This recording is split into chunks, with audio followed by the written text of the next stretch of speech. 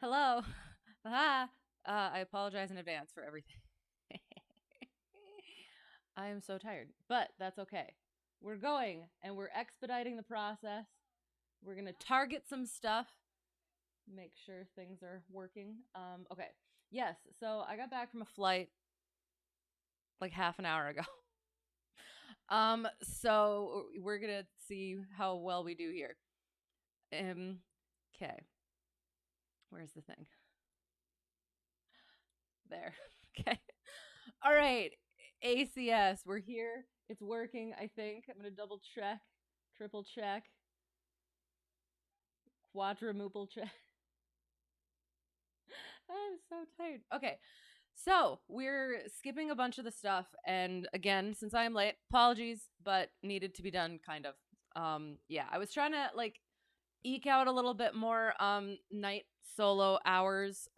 So basically right after the end of Civil Twilight. And also just to kind of like transition practice landing in my black hole airport. So yeah, we're skipping all of this stuff.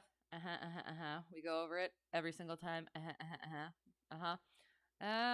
Skipping that because I don't want to go through trying to click things. Skipping that. Skipping that because we've kind of gone over it. Skipping that. We might go back to stuff if like the things that I'm thinking that we're gonna do takes less time than what I planned. But anyway, okay, so we're gonna go with this because we kind of keep on skipping it. I kind of started going back through the operation of systems / controls and stuff, but it has been a while since I've done all of them. So we're gonna see how this goes. Apologies in advance. Don't learn anything from me. This is just me practicing. So yes, operation of systems. So we've gone through all the other things during Checkride. It's mock commercial Checkride. And now DPE is getting into this stuff. So, primary flight controls. What are they? How do they work? The ailerons, the rudder, and the elevator. And they are all rod and cable. Yeah, so mechanically, just with the yoke and with the pedals. It's all rods and cables, mechanical. Excellent, amazing. Secondary flight controls. Trim, I think, might be the only one. It's got the trim wheel in there, and that is cables and pulleys, I think. Power plant propeller. Oh God. Again, okay. So, gravity fed tanks, right? It would almost be nice to have like a picture of a plane. But yeah, we'll try it. So, fuel is in the tanks. And it's gravity fed, so it goes down. Then there's a carburetor. And that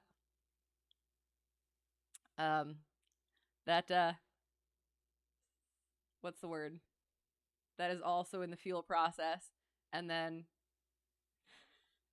the mixture controls how much of the fuel and how much fuel goes in with the air, and then it mixes the air, and then there's the intake thing in the cylinder, and then it's the intake, compression, power, exhaust, and then it goes shoof out, right? Is that kind of it? Did that all make sense? It's hang on. The engine in the plane that I fly is an O320. It is carbureted. It has 4 cylinders, 8 spark plugs. Let me just make sure that I got that correct. There.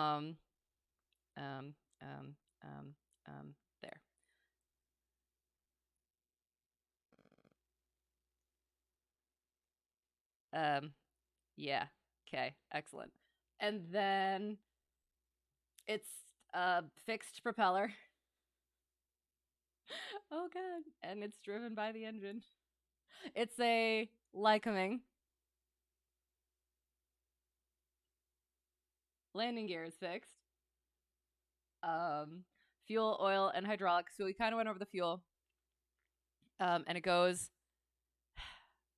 Again, I am going to be like re-going over this stuff. I used to know it, but it's been a while. So apologies for my inability to know things. I forgot a thing. There it is. There it is. Okay. And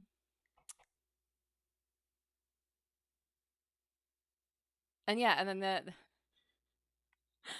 I'm basically trying to remember these things live right now. So again, apologies.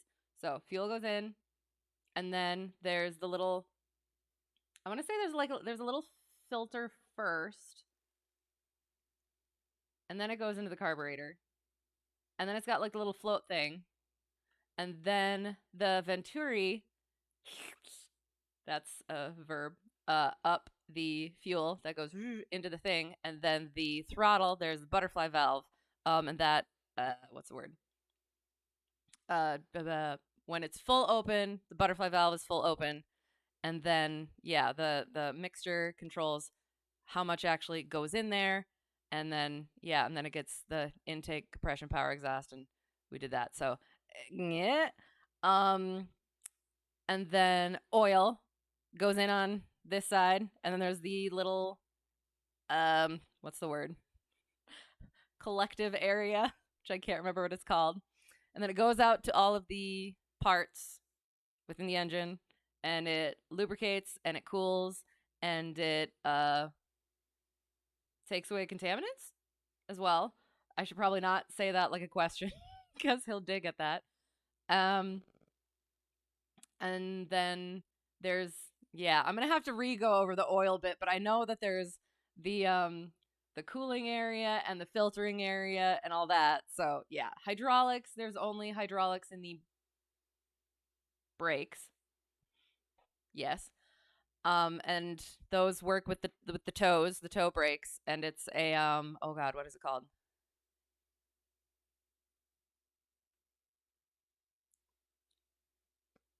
Oh, it's the word on the tip of my tongue. It's the little like it reminds me of a tube, but it's not a tube, but it kind of is a tube. Pneumatic, maybe.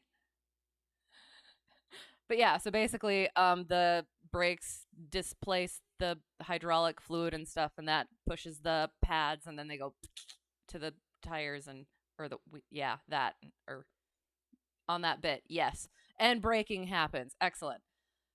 And the hang on. Yeah. Anyway, electrical. And there's a battery, and in the plane that I fly, it has an alternator. So the battery is used to help start the engine, and then the alternator keeps the thing charged.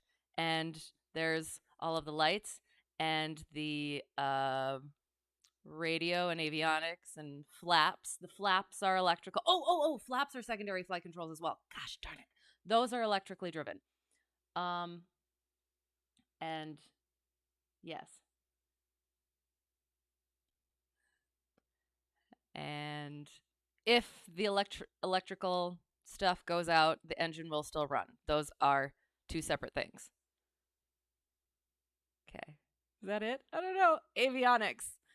We have a 430, Garmin 430. And another little nav and com 2 thing, which I should probably look at what it is. I don't know what else to say about that.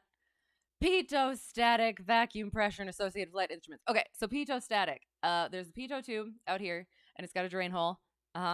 And that pitot and static works the airspeed by the difference in pressure, differential pressure. So it's takes the ram air, as well as the static air in the pitot tube, and differentializes. My God, I'm sorry, I'm tired. It with the static pressure on the side of the plane, and that gives you your airspeed. So if that fails, like say the pitot tube, just the front of it, just the actual tube part of it, gets iced over, blocked, the airspeed will read 0 because it's the static pressure, they're both equal. If both the tube and the drain hole get blocked, then hang on, I have to think about that. It will act as an altimeter where sorry, I'm a visual person, so this makes sense to me. So yeah, so you got your static here and your static. So say you're at 3,000 feet. All right, excellent. So you got your static is equal, right? And then your ram air, right? So that freezes over, right? Excellent. So as you go up, the static pressure goes down, which increases your speed. Yeah. So as you're going up, your speed is going up. So that's not what you expect. So it's acting as an altimeter where going up, speed goes up, going down, speed goes down. Excellent. Okay. So then if your static port gets blocked. So again, say you're at like 3,000 feet. Then it will do what the same as what it's supposed to, but it'll be slightly off. So your static pressure is here and ram air is here. So this static pressure is going to decrease as you go up. So it'll be slightly, hang on, it'll be indicating slightly slower as you go above that altitude where the static got blocked. And if you're lower, it will indicate slightly higher than what it should. But it'll still work. It'll go up and down the way that it's supposed to. I could be wrong about that. I think I'm correct. I could have switched them up, but that's kind of how it works if I did it correctly. Excellent. Awesome. Okay. And the static port also feeds into the airspeed altimeter and the vertical speed indicator. And then there's the whole thing. So the altimeter is straight. It's got, I don't know if it has the little wafers. I know there's little wafers in the VSI, and there is a calibrated leak for that one. So as you start the descent or climb, it will show that descent or climb, because the static will change, but then the static will also change slightly differently, just a little bit slower, if that makes sense, because of the little leak. I'm gonna have to go over these like a little bit more, but I know them ish apparently. The altimeter just is straight with the static, and you set it with the Colesman window to the barometric pressure that is given, or to field elevation. If the given altimeter is not available. And interesting. For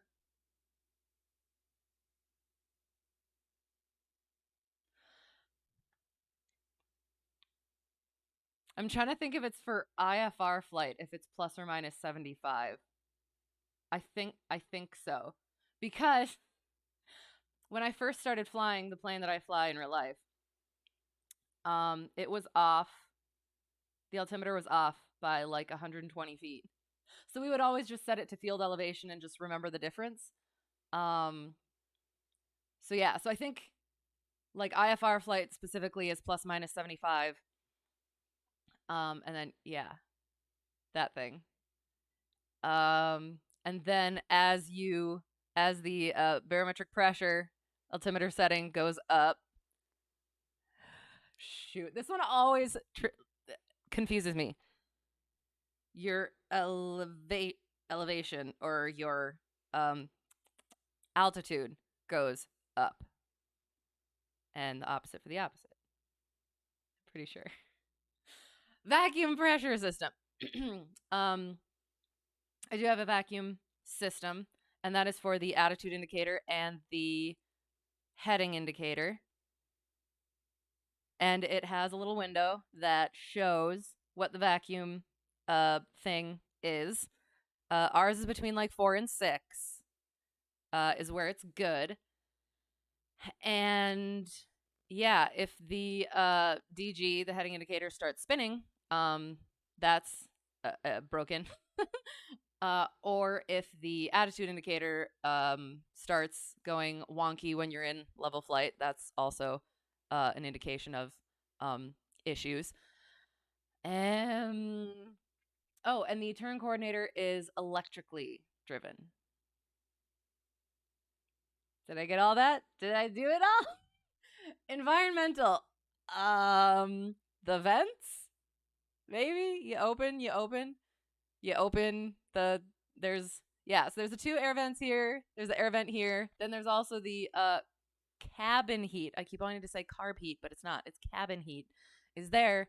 The cabin heat comes off of the there's a muffler over the exhaust port, and the air flows over that, gets heated up, and just gets vented into the cabin. And yeah, so they're just kind of straight in. So the warm air is coming off the engine. So that is something where you have to worry about carbon monoxide, de-icing and anti-icing. Whack the wings with a broom. Very gently. That's for pre-flight. Otherwise, there's defrost and carb heat. That's all we got. Don't need to talk about water rudders. Oxygen system, nil. Air. Breathing. Lungs. Did the thing? Did we do the thing? Did we get through all the things? Yay, I think. Maybe. Excellent. Sure. Yay. Human factors. So I read through, I think, most of them. I have them all like listed out in my copy of the ACS, which is electronic. But we will try to get them all. Hypoxia. Excellent. I should have had the FAQ up because it is very interesting. So there's 4 types of hypoxia. We have hypoxic hypoxia, histotoxic hypoxia, stagnant hypoxia, and then the other hypoxia. Gosh darn it. So the one is like there's not enough air getting to the body as a whole. The second one is the oh my god.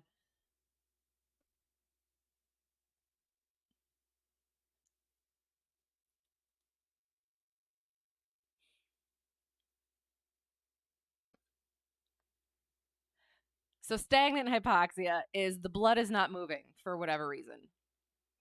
And so like the oxygen-rich blood is not moving, so it doesn't get to where it is going.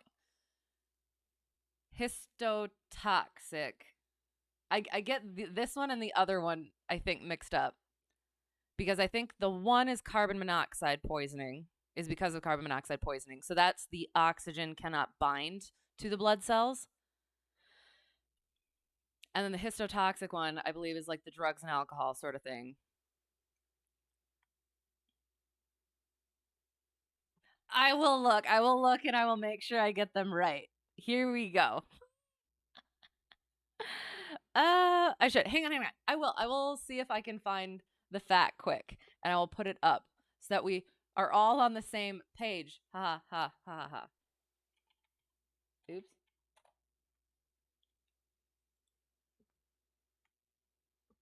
Because there's lots of good, what is the word? Diagrams and stuff as well. Da, da, da, da. Oops, that's a bit far. Well, while we let that load, we'll keep going. Hyperventilation.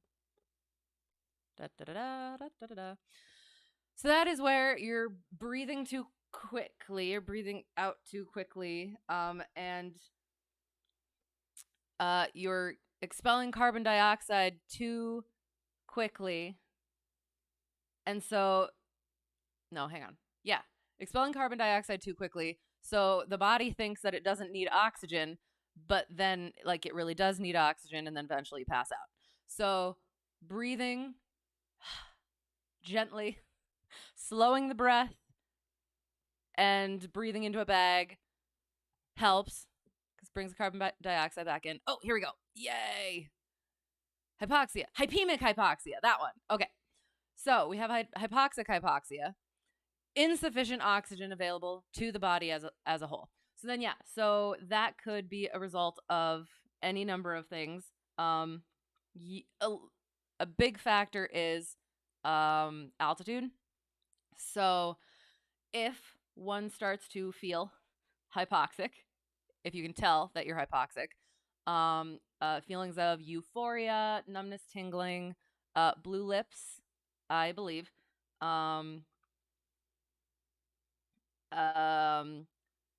slowed reaction rate. Yeah, those things. One of the first things is get lower. Yay, excellent. Then there's, hypemic hypoxia is there's just not enough blood. Is not able to take up and transport a sufficient amount of oxygen to the cells in the body. And that's the CO poisoning. Yes. So yes, and one of those things, I guess we'll kind of get into that right now as well. So carbon monoxide poisoning. Couple of things you can look for. It's similar to the just general hypoxic hypoxia. But one of the things that I heard is that red fingernails is actually a thing for the hypemic hypoxia. I'll have to look at that to make sure specifically. And the smell of exhaust in the cabin coming from the cabin heat. Or getting an alert on your sentry or the little patch, the little dot thing. Yeah. And that's another thing about slurred speech and stuff like that. There was, I can't remember what the guy's name was, but there was a really good video, a guy who actually survived carbon monoxide poisoning. And there, the ATC, the comms, were, during his story, he told his story, but those were also available. And yeah, it was interesting hearing that. Also, blood donation. Yeah. Blood volume can require several weeks to return to normal following a donation. Although the effects of the blood loss are slight at ground level, there are risks when flying during this time. Excellent. Amazing. Stagnant hypoxia. The oxygen-rich blood in the lungs is not moving for one reason or another. So armor leg, going to sleep, shock, and G's. So, yeah. Cold temperatures. So cold temperatures with carbon monoxide as well as that, I guess. And then this one. So the histotoxic hypoxia. Inability of the cells to effectively use the oxygen. Histo is tissues your cells. Toxic is poisonous. Enough oxygen is being transported. They're unable to make use of it. Impairment can be caused by alcohol and other drugs. So there we go. So there's that one. Inability to use it because poisonous. So then we'll go over it. Yes, cyanosis, blue fingernails and lips, headache. Okay, that's a good one. Decreased response to stimuli, increased reaction time. Oh, did I say? I think.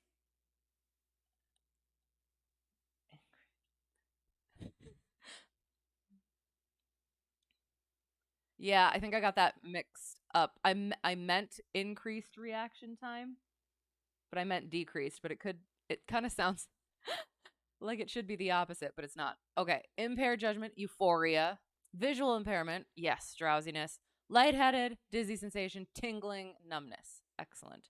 Ooh, the field of vision begins to narrow. Instrument interpretation can become difficult. Oh yeah, and then the false sense of security. Should highlight that part. Be deceived into believing everything is normal, which is terrifying. Excellent. Yeah, there we go.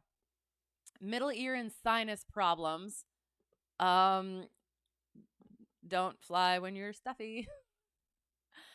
Doing the whole hold the nose and blow really gently is good.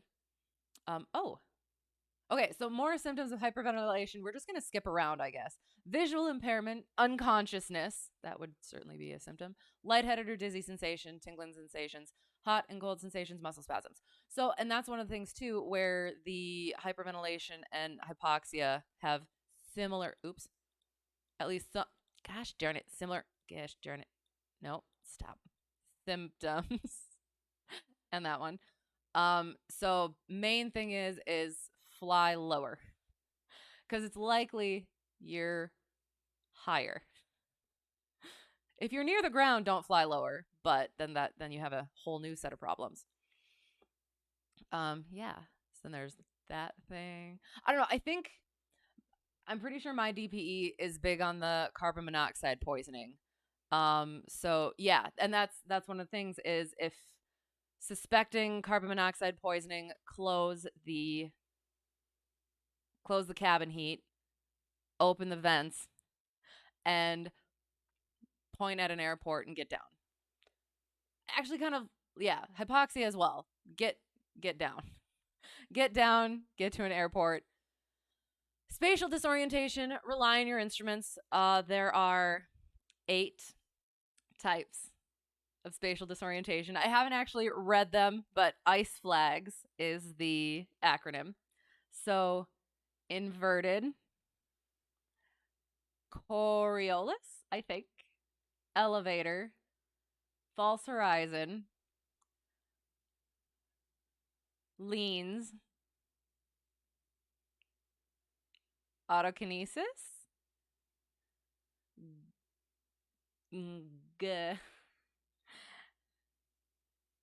and somata something. So here we go. That was flag. So somatogravic. Yeah, somatogravic. And graveyard spiral. Right, that one. So there's all those. So it's your vestibular, somatosensory, and visual system. You have those 3 systems that tell you where your body is in space. And when they don't agree, which is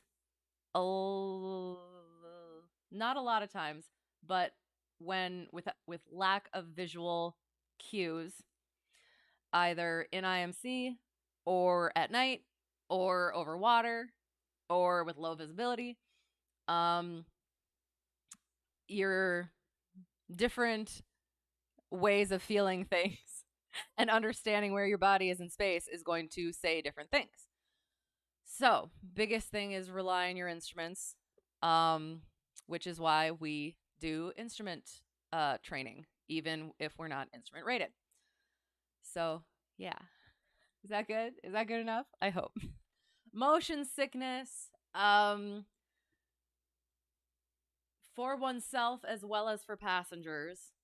Make sure you got a sick sack, and have them put their hands on the yoke so that they can feel the things, as well as look outside of the plane. I'm pretty sure I keep forgetting. Hang on, let me make sure that is correct. Where is it? Oh yeah, the optical illusions. Oh, I have a thing about that, actually. The optical illusions. We'll get to that. So,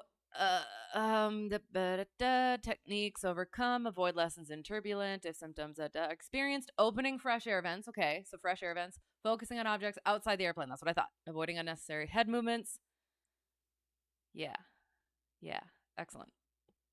So, focus outside the plane, and yeah, if it's a passenger, have them put their hand hand on the yoke, feet on the pedals, so that they can feel the sensations, I guess, and have the six sack and probably get down to the airport and land because you don't want that in the cabin. Went over that stress and fatigue both can, so that's both of those are part of the I am safe. So we got illness, medication, stress, alcohol, fatigue, and eating, exercise, and motion. So both of those, like, judgment can be skewed, reaction time can be increased, um, and your head's elsewhere, so that just what's the word? Increases cockpit. What's the word?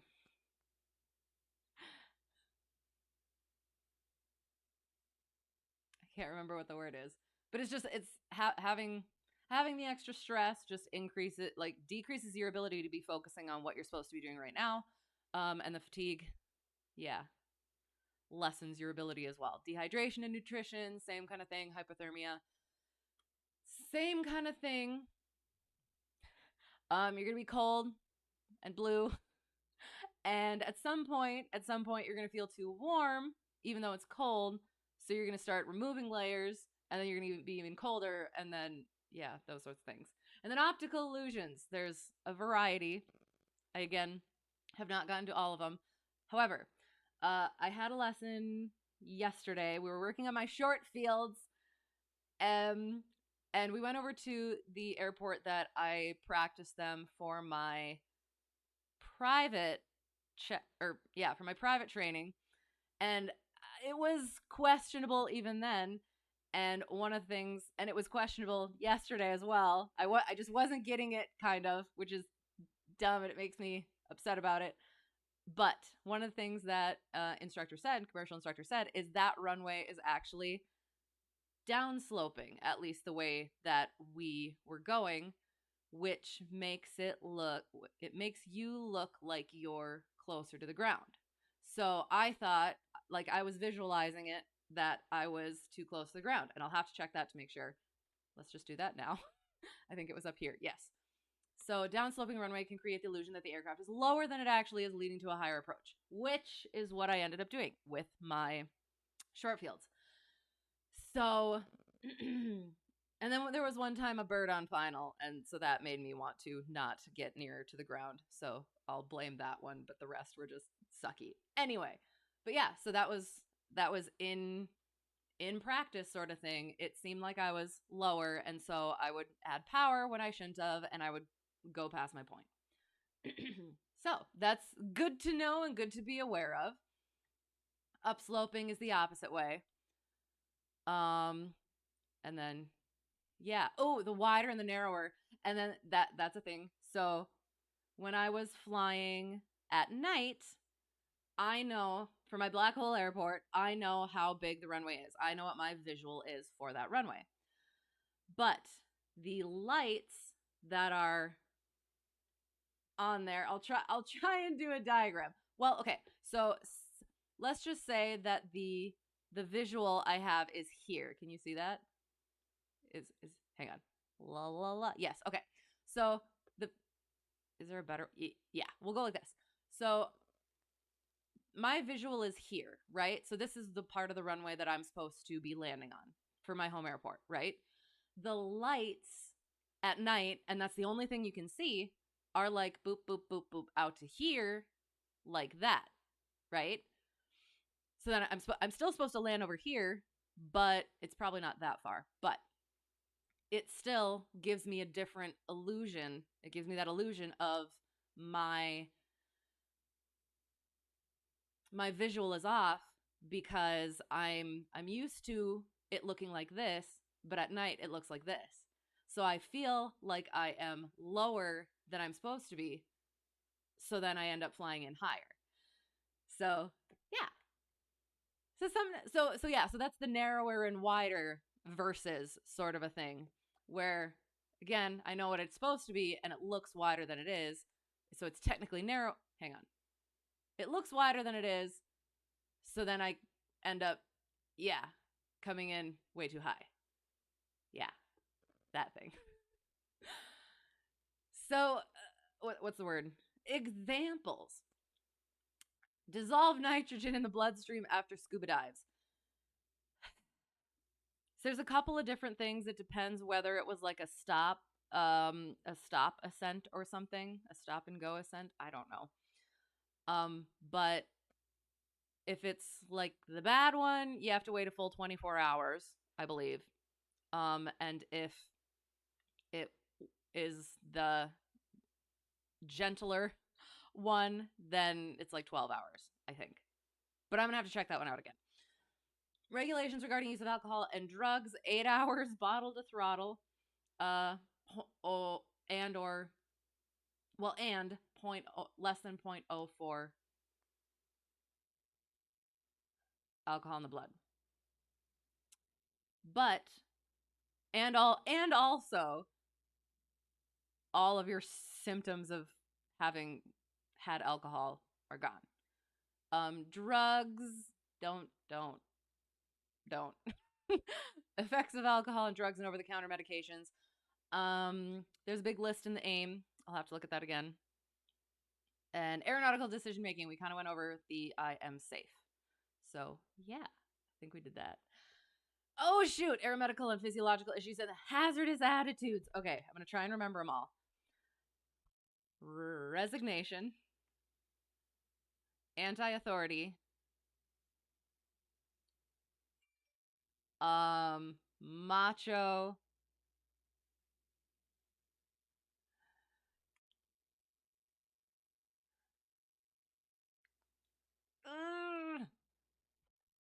I'm gonna have to look that up. Hang on. I'm just gonna Google it. It's easier. I don't remember where I put it. I think it's actually on a sheet and not in my electronic flight bag. Actually, hang on. I'm gonna see if this works. Can I search? Hang on. Oh, nope, not that.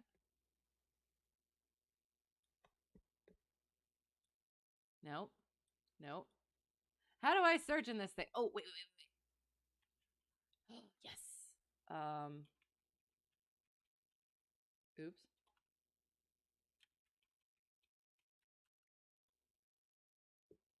Oh, shoot. It's not going to be in here. Hang on. Full version. Oh, shoot. It's not going to let me. Gosh darn it. There we go. Now we'll try it.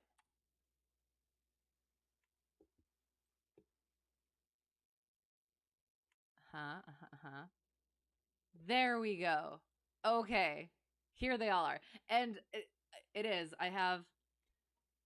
I use RAIM, but apparently it doesn't work. So you got resignation, anti-authority, impulsivity, and invulnerability. So, and then you have the antidotes for it. So resignation. What's the use? What can I do about it? I can't do. Oh, I guess I can make this a little bit bigger. There we go. And again, and this is something that comes up, I would say, even a lot more with the commercial stuff, because you do have that extra,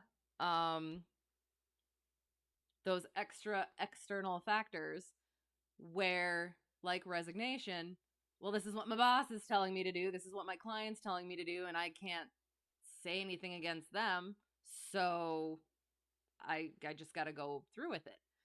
So what's the use? I am not helpless. I can make a difference, and I can say no to people who are telling me to do stuff that I shouldn't be doing, even though they're paying me to do it. So, yeah, that. Anti-authority. Don't tell me. Follow the rules. They're usually right. Impulsivity. Do it quickly, not so fast. Think first. I think that's, yeah, probably another not more specific commercial pilot thing, but like, yeah, like keeping those in mind. So yeah, trying to get things done quickly on the schedule of the people who are paying you for it, and making sure that you're making a good impression, and then doing something stupid. Invulnerability, it won't happen to me. It could happen to me. Macho, I can do it. Taking chances is foolish. Yeah, all those. Excellent. Amazing. Distractions, loss of situational awareness, or improper task management. Distractions. People in the cockpit. Things outside of the cockpit. Yeah, so if you're a pilot, you're flying the plane. If you've got passengers, you can interact with them as long as you are making sure you're also flying the plane. And don't let, and that's why we go sterile cockpit, particularly on takeoff and landing, and making sure you actually enforce that regardless of who's paying you to be flying them and for them to be passengers, which is, again, with the certain certificates that you get and have. Loss of situational awareness. Rely on your instruments. Contact ATC if you need to. Utilize your resources, the GPS, navigational systems, for flight. Yeah, improper task management. Don't improperly manage your tasks. Get things done on the ground as much as possible. Yeah. Yeah. Excellent. Is that it? Should we get in the plane? I think so. Probably. Maybe. Potentially. All right. I think we're going to. Yay. Because I did. We got started late. So that was my bad, but also necessary. So we will. I'll get in the plane. I'll get the things together. That I need up. That I need up. That I need up. Don't take that out of context. Okay. There. And this goes over here. And make sure this is, attached. Boop. Excellent. And then starts the sim. All right. Okay. So make sure everything's worked. Oh my gosh. I'm so sorry. Hello. I have not. Okay. I'm sorry. I'm very sorry. My chat has not been coming up.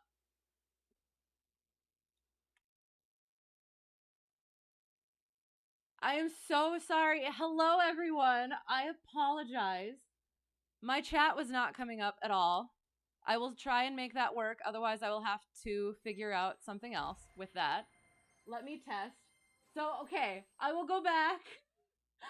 I don't know if you're here yet. Still here, but I'll go back. Hello, how's it going? You heard I had a vendetta against the game on Sunday night and it got personal. It did get personal. I'm trying to even remember. Oh God. Yeah, it was. We skipped 3 levels. We rage skipped 3 levels, and then we lag skipped a level. Okay, my chat is still. Gosh darn it, my chat is still not coming up over here. So I'm gonna have to. Okay. And then hello. Nice sound effect. I don't know what the sound effect.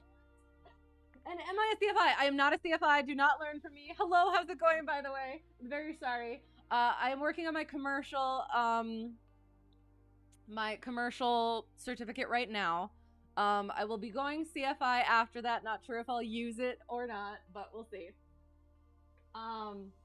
And I love flying. Flying is amazing. If I don't ever end up making money with it and I can just fly around the pattern once in a while, I'm good with it. Are you into flying? Are you gonna fly? Do you fly? It's excellent. It's fun.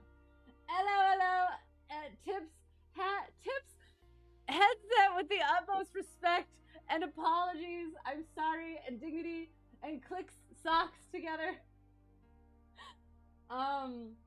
Hello, I am. I'm so sorry. I don't know what's happening. I think I reset my Twitch password, and so now it's apparently not coming through. For the love. What the Gosh darn it. But why? Need to I already reconnected my channel. Are you kidding me? I will. I'll figure out a different way to get my chat. I'm so sorry. And hello, I'm so sorry. Like, who am I talking to? I am apparently talking to nobody. But I'm talking to you guys, but I just didn't know you were here. And hello. And you're just about to start doing your private ground. Yes, excellent. Through which online course? And do you have your flight school picked out? And I get really ahead of people, so I'm like, where you at? What you doing? How's it going with it? Give me just a second to figure out how to get a different chat thing up here since this one isn't working. I'm so sorry. Let me go like that, and then go like, oops, this. And then this. I cannot even believe. Well, thank you so much for sticking around through me not being able to handle whatever's going on here. Going here. I appreciate it very much. Through sporties, excellent. So, and okay, you're just looking into local airfields that are good prices. Excellent. So you're going part 61 or 141? I am personally partial to the part 61. Let me, I can pop this out, right? Pop out there. Let's see if this works. Putting that here instead of that, because apparently that's not working. There. Oops, shoot.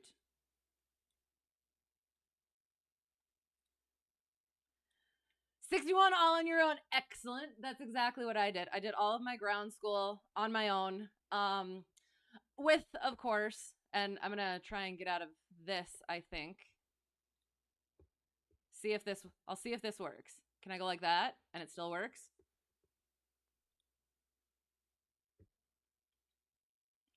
I'm gonna see if this works too. Oh shoot, that's not gonna work. Hang on.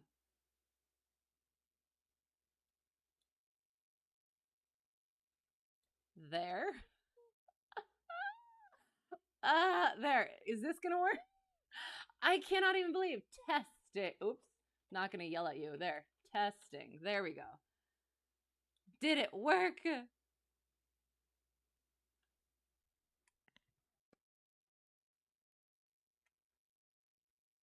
Okay, so apparently it doesn't work there. What the heck? Okay. I'll test here then. Testing. Okay, so that works. All right, we have figured the thing out. I'm so sorry. Again, thank you so much for your patience and me just babbling on and apparently, again, not listening to you, but just apparent not knowing you're not knowing that you're here. I'm sorry. You fell asleep in 10 minutes the other night and rewatched the game night and saw I had to beat a level that restarted and I had to do it again. So I said it's personal. Which one? Oh God, which one was that? Oh, I can't even remember. Yeah, it was just a night. They all were. They were. Yeah, because oh shoot. It was very anger inducing. Because they're all the no, what's the word? And then I can put this on again, I think. Is that working? Go like that. And maybe I should just get rid of that. Nah, I don't know. We'll leave it there. We'll leave it there. We're not going to mess anything else up. So, okay. All right. I think we're set. But yeah, all of the levels were, what's the word? We didn't even choose where we're going. Shoot. I guess we could kind of do that.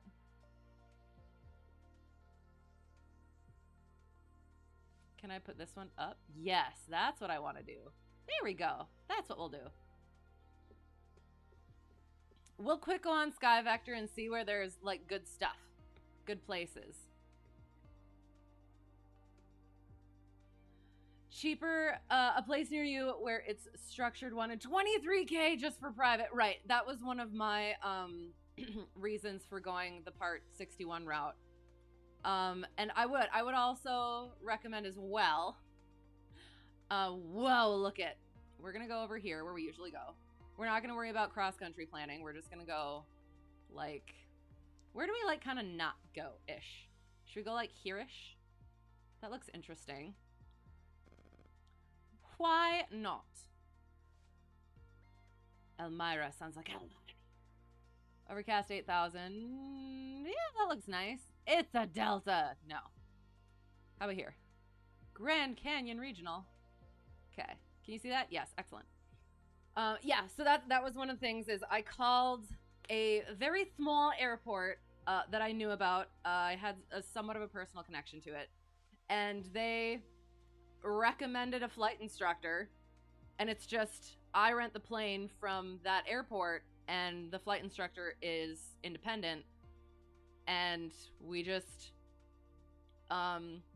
figure out when our schedule works, book the plane, and we're good. It's not really a flight school. So, and it's been really nice. It's been really good for my schedule, how I like to do things, and just like the community of it as well is nice. So I would definitely recommend that. I think it was the third or fourth one. Yeah, I had to figure out the code. That one! Yes! That's right! Okay, I do remember that one. It was terrible because we just got it and we figured it out.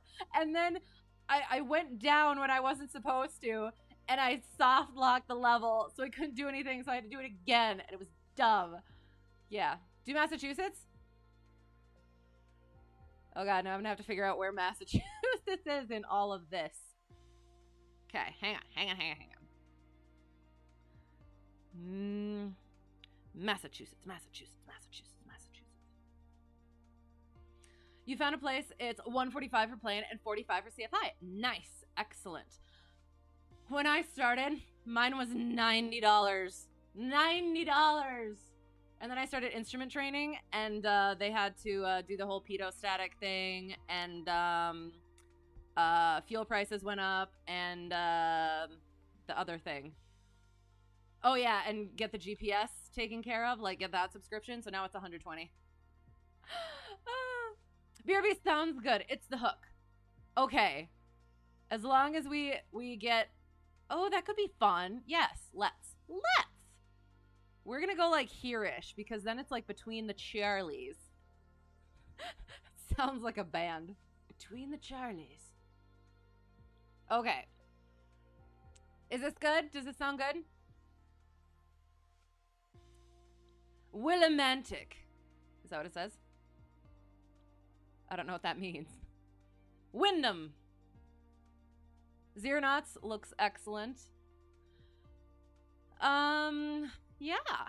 I like it. So we're just gonna go like that. Do we want to go over anything at all?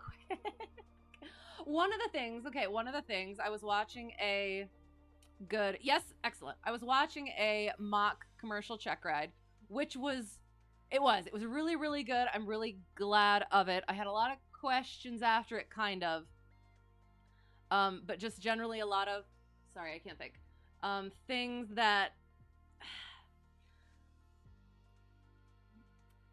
some things that I remember, that's really interesting. Some things that I remembered from private, but also need to refresh on. But then other things that, like, I don't fly over on the coast, which is where these things are. But being aware of what that is good. So these things are, so 2,000 here in this area is 2,000. In this area is 1,700. Past here is 5,500, where Echo starts. And then this. What? Look at this tiny thing. Pilots are encouraged to use the Boston VFR terminal area chart for flights. Oh, it's right there. Sorry. 1,700 MSL. There it is. But like, why? And yes, again, hello. I am so sorry that I missed all of the things. Apologies. Very many apologies. Ooh, East Coast low control area. Yeah, I don't know. I mean, there's a lot. We have a lot here, so we can quick go over it. So we got Wyndham. It's the name, the ICAO code, the weather you get on 133.675. Elevation is 246. Lights have limitations. The stars limitations. So usually pilot controlled on the frequency, CTAF frequency. 4,300 is the length of the longest runway. It could be as little, I think, as 4,280 feet, I think. I'd have to double check on that. CTAF 122.975. Willimantic is the city or town, and the underline means it is the visual checkpoint for, I'm guessing it's this one, maybe both. Visual checkpoint for reporting to tower where you're at. Contact Yankee approach within 20 nautical miles on 123.9 or 5, 129.0.55, 127.225, 323.2. So that is for this one? No. I'm pretty sure it's for one of the, yeah, for these. And so from this side, you contact Providence. And so then from this side, contact there, maybe? I'm not sure, actually. Yeek. I don't know. We've kind of gone over stuff. Obstacles. Taller obstacles. Lit obstacles.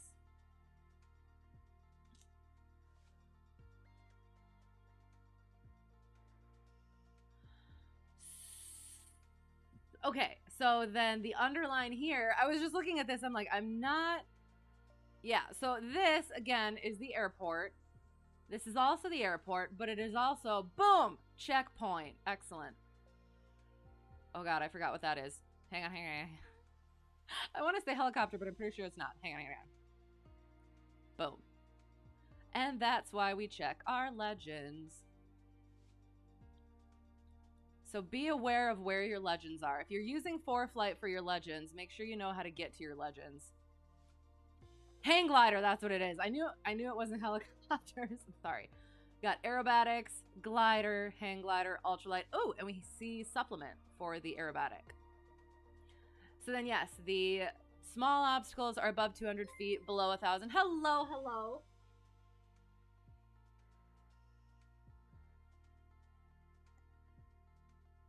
Chicho Masters, thank you for the follow. Thank you for putting up with me. Appreciate it very much. I'm sorry for the difficulties at the beginning. But yes, thank you. I hope you're well. Yeah, so between 200 and 1,000 feet. Ooh. And then above 299 feet. Above 299 feet. In urban area.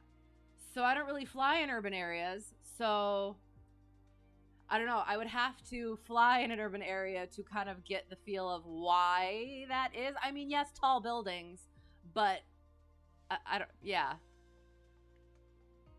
That's an interesting one. And then the taller ones are 1,000 feet and higher. You got lit, obstruction with high intensity lights, may operate part-time, group obstructions, wind turbines. Yeah. Don't even worry about pronouncing your name. Okay, sorry. Really cool to tune into a stream and see VFR sectional reviews. Yes. Are you in flying? Do you fly? Are you what's the word? Enthusiast? A pilot? Future pilot? Just like the things? What do you like about it? Because yes, I really enjoy going over the sectional stuff. I almost said a different word and that would have been very bad. But because yeah, I'm brain is mush already. But yes, I'm working on my commercial Checkride working toward my commercial check ride, commercial certificate. Come on, work. So that's why we're going over the things. So, and Pepper says, hi, Pepper. How is Pepper? You are a student pilot. Excellent. Hopefully you're taking the check ride this summer. So what have you all done? What are you going for? Are you going for private and stopping there? Or are you going commercial? If you're going just private, you should still totally get your instrument rating because that's a lot of fun. It makes you a better pilot. Again, I really get ahead of people, so I apologize for that, but also it makes me really excited. So, excellent. Good luck. Congrats in advance. And that's awesome. So yeah, if you test me if you would like to, because I need to know the things. Here we have a former airport. It was an airport. It is a closed airport. So that is something where, I mean, so this is a Delta. So you're not likely going to mistake that for, that. However, being aware,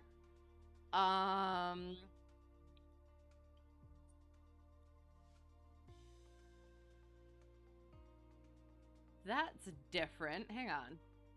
Farmington AWAS AV. What does that mean? 129.825. Where is Farmington? What is farming? Nope, that I already saw that. There's always something new. I've gone over all sorts of different places.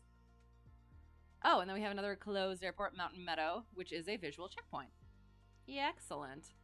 Look at how tiny little bit is carved out for these little airports.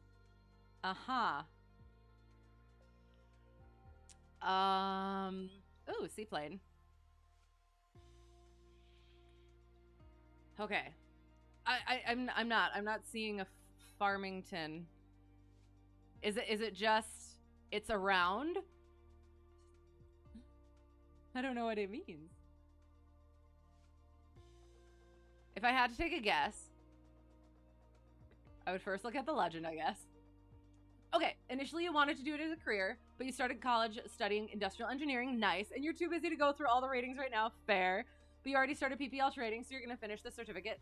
Excellent. And then maybe continue flying after college is done, and you save some money. Excellent. Very nice. Yes. That's very cool. And no worries. I'm happy to hear the stories because that's one of my favorite things. Because, yeah, I got into this like 2 years ago. Like, at all. I hadn't done anything like this or in this at all.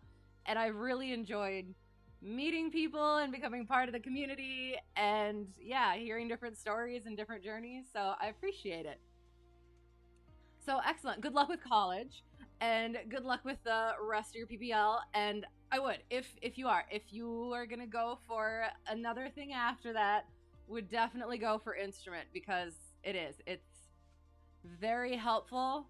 And I think it's fun. Some people don't like it, but it really does. Main thing is makes you a better and a safer pilot. So you think it's a private airport, but you're not sure which one. I've forgotten what's happening. The Farmington. It should say the thing. Oh, so you're meaning that they're. Hang on. We're gonna look quick. Where are we going? Kilo Juliet India Delta? I can't see. It is the opposite. There. Okay. So add to route. And so now we're trying to figure out what this is.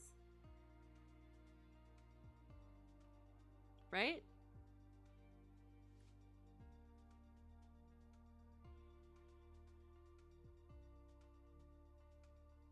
Okay, so it is Raytheon Technologies Far something. Let me see if I can find. So it does say private. I think it's just a weather center. So this says AWAS AV weather broadcast on 129.825, 3 mic clicks. Huh. We're going to quick check the legend. Aviation community is definitely a special... That sounds like it could be, it could go either way. It could be a nice sentiment, or it could be like, we're questionable people, which is fair. Look at other facilities, i.e. FSS outlet, RCO, weather cam, Alaska, C, supplement, etc. Ah, there we go. Well, there we go. We found something new-ish. I'm sure we've seen it before, but apparently not enough to get it, make it an issue. So, hey, how's it going? How's it going? Side question, am I on the sim run, or is that just a cloud background? It is a cloud background. We will get into the sim. I did. I kind of wanted to go a little bit over the sectional. I wasn't going to, but I kind of wanted to. Oh, this is funny. So I just wanted to point out the Charlie airspace here, the sections where it goes bloop around the delta, and then it goes bloop along the road, which is actually nice because it's like, okay, as long as I'm on this side of the road, we can go up to 2,500 feet. Sorry, 2,500 feet. I do have to stop saying that because I say that on comms. But if we're on this side of the road going northwest, we have to be below 1,500 feet. So, yeah. Interesting. I like that stuff. And then this, I assume, is also supposed to go along this road. That's funny. Definitely both. That is fair. Definitely both. Yeah. Okay. Are we... What is this? What is this? Like, what, how is this helpful? Honestly, like, I have this question. How is this helpful? Hang on. Can I stick a, what's the word? What is this? I'm not sure I want to press this. I wish I could stick like a thing here to see how large that is and whether it's actually worth it to have that tiny bit of thing there. Yeah, that bit right there. It's slightly different on mine. Unless, oh, because, hang on. Tack chart, boom. That helps. There we go. So it's this itsy bitsy teeny weeny little bit of, hang on. Where is this for? Hang on. So everything in, God dang it. This tiny little bit right here, it starts at, well, we have a wildlife refuge, so stay above 2,000 feet recommended, AGL. But also,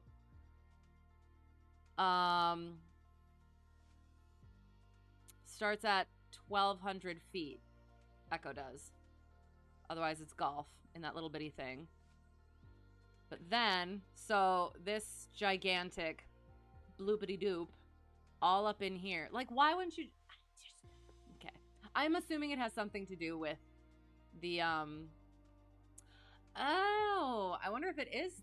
No? I don't know. I assume it probably had something to do with that, but... Okay, sorry. Imagine trying to determine if I'm inside a certain airspace or not pre-GPS and Preflight. Right, exactly. I do need to do more of that. The pilotage and the dead reckoning and the just turning off that magenta line. Oh no. I hope there's not a boop in my hair now. You've been studying a bunch of airspace, been trying to memorize the Setvoda and McPrawn. I don't remember what the Setvoda is, and to be honest, I'm trying to remember what the McPrawn is. God dang it. That's the, So I have press-on nails from Bachelorette weekend last weekend, and it's just going nuts on my hair. I'm sorry. So if I have a little boop, that's what it is, and I apologize. The prohibited, restricted, alert, warning, military, MOA, military operation.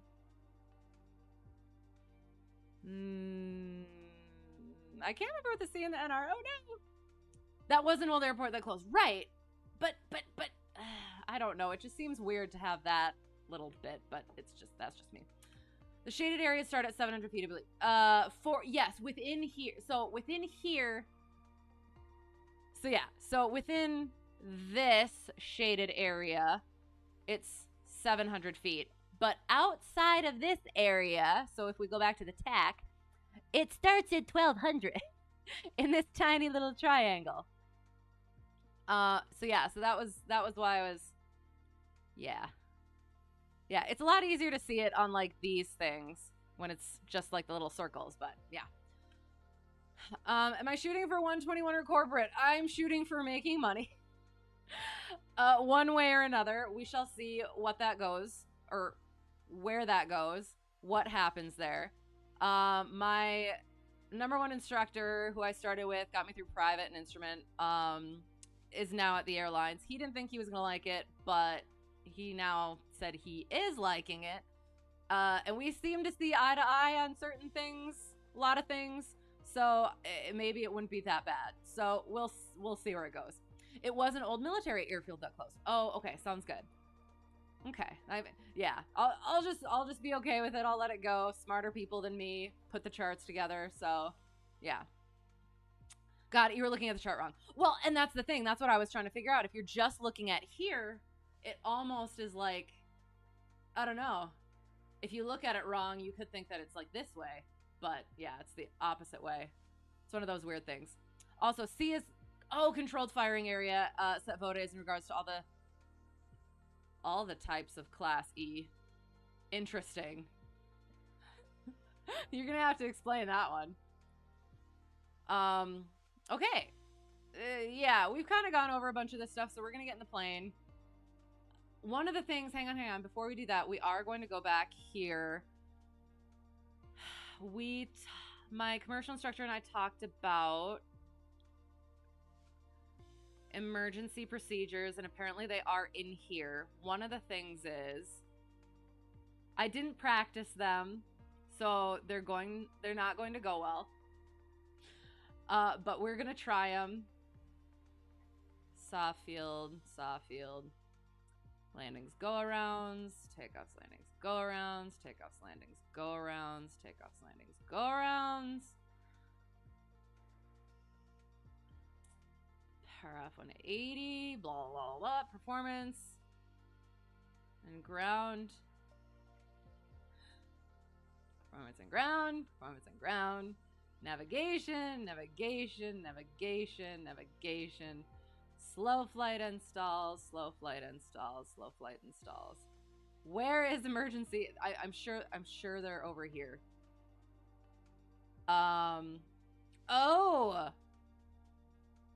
Oh, I guess I'm gonna have to, I'm gonna take a note of this one.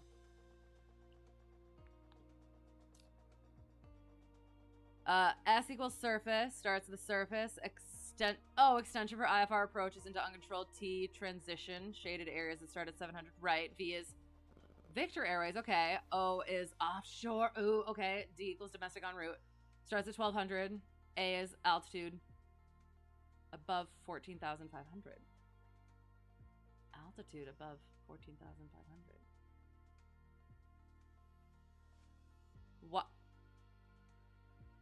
What does that mean, altitude above 14,500?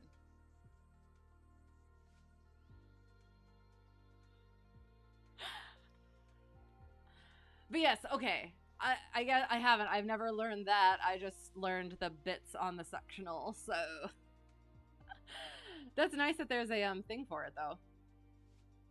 So I'm gonna have to, like, the high altitude things. I haven't done high altitude things, so I don't know how much that's going to be gone into, but I do know the 12,500 above that oxygen must be used by required crew members in excess of 30 minutes. Above 14,000, it's at all times. Above 15,000, it must be provided to all, or available Must be available for all people on board, including passengers. Passengers don't matter. And then the other one, I want to say it's 20,000. I'll have to look it up again. Above 20,000, you need to have an extra 10 minutes of oxygen for each person on board. That thing. Went over symptoms of hypoxia. Time of useful consciousness, I will have to look at again. Doing the thing. My God. Okay, we'll see what happens. Where's emergency? There it is. Okay, here we go. So we have emergency descent. Yeah, bank angle 30 to 45 degrees. Maintain positive load factors. Maintain appropriate airspeed. So I think commercial instructor said 120 so that you don't, if there's any sort of bumps or anything, you don't exceed and break things.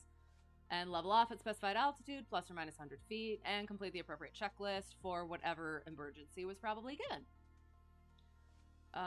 Emergency approach and landing. Yeah. Systems and equipment.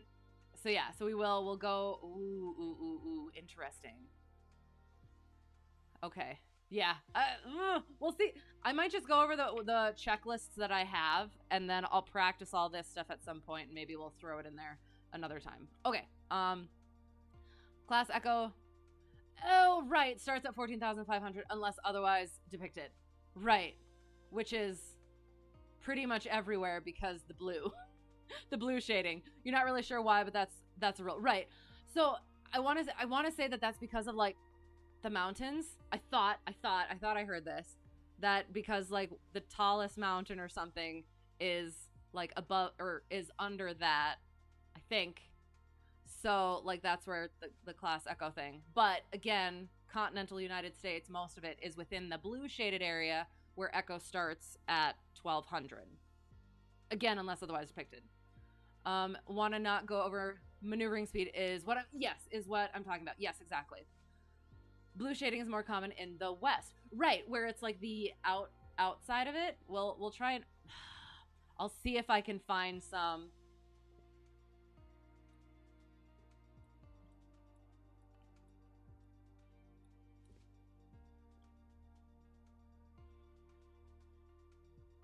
Just need to look for a thick blue shady line.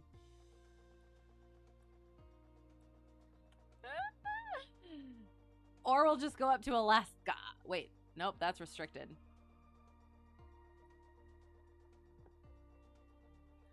I thought there was some down here. Some. Oh, is that restricted? Dang it! I can't see from over here. I can't tell the difference.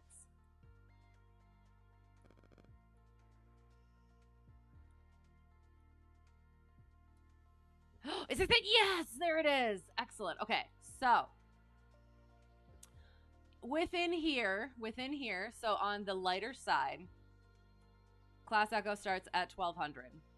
So anywhere out here, Class Echo starts at 14,500. Are we on the same page? Did I say that correctly? Boom, nailed it. Now the other airspaces are, yep, the Turzas, the military airways, and I think there's one more. Yeah, all those different ones. It's funny because I think I can kind of like, I can figure it out and look at it and see it on the sectional, but just kind of like naming them off, I haven't done that. So I just kind of hope, look at the bow tie Charlie. Where is it? Come here. Look at it. It looks like a noodle. Cute. Okay. Yeah. All right. We're going to get in the plane. Sorry. Kind of wanted to go over some of that stuff. Could probably put the, where is it? Flight sim. Boom. There we go. I'm going to have to fix that. You remember going crazy in your early PPL training days, trying to understand the blue line and why you couldn't see it anywhere. Right. And that's like, I remember way back when, like, the thing that helped is, like, it's basically around everywhere. So, Kilo, where's the thing? India, Juliet, Delta is where we're going. Excellent. Boom. Ooh, interesting. Depacha. Boom. Wait, oh no. Since we were in Massachusetts, do I need to do my Boston accent the whole time, or will that just be annoying? That'll be annoying for me, so no, we're not going to do it. But yeah, that was a really interesting thing to get through. But now it is. It's so much fun. God, I really want to. I'm sure you can't see it, but it's just bothering the heck out of me. I know. It's a thing. Make sure things are working.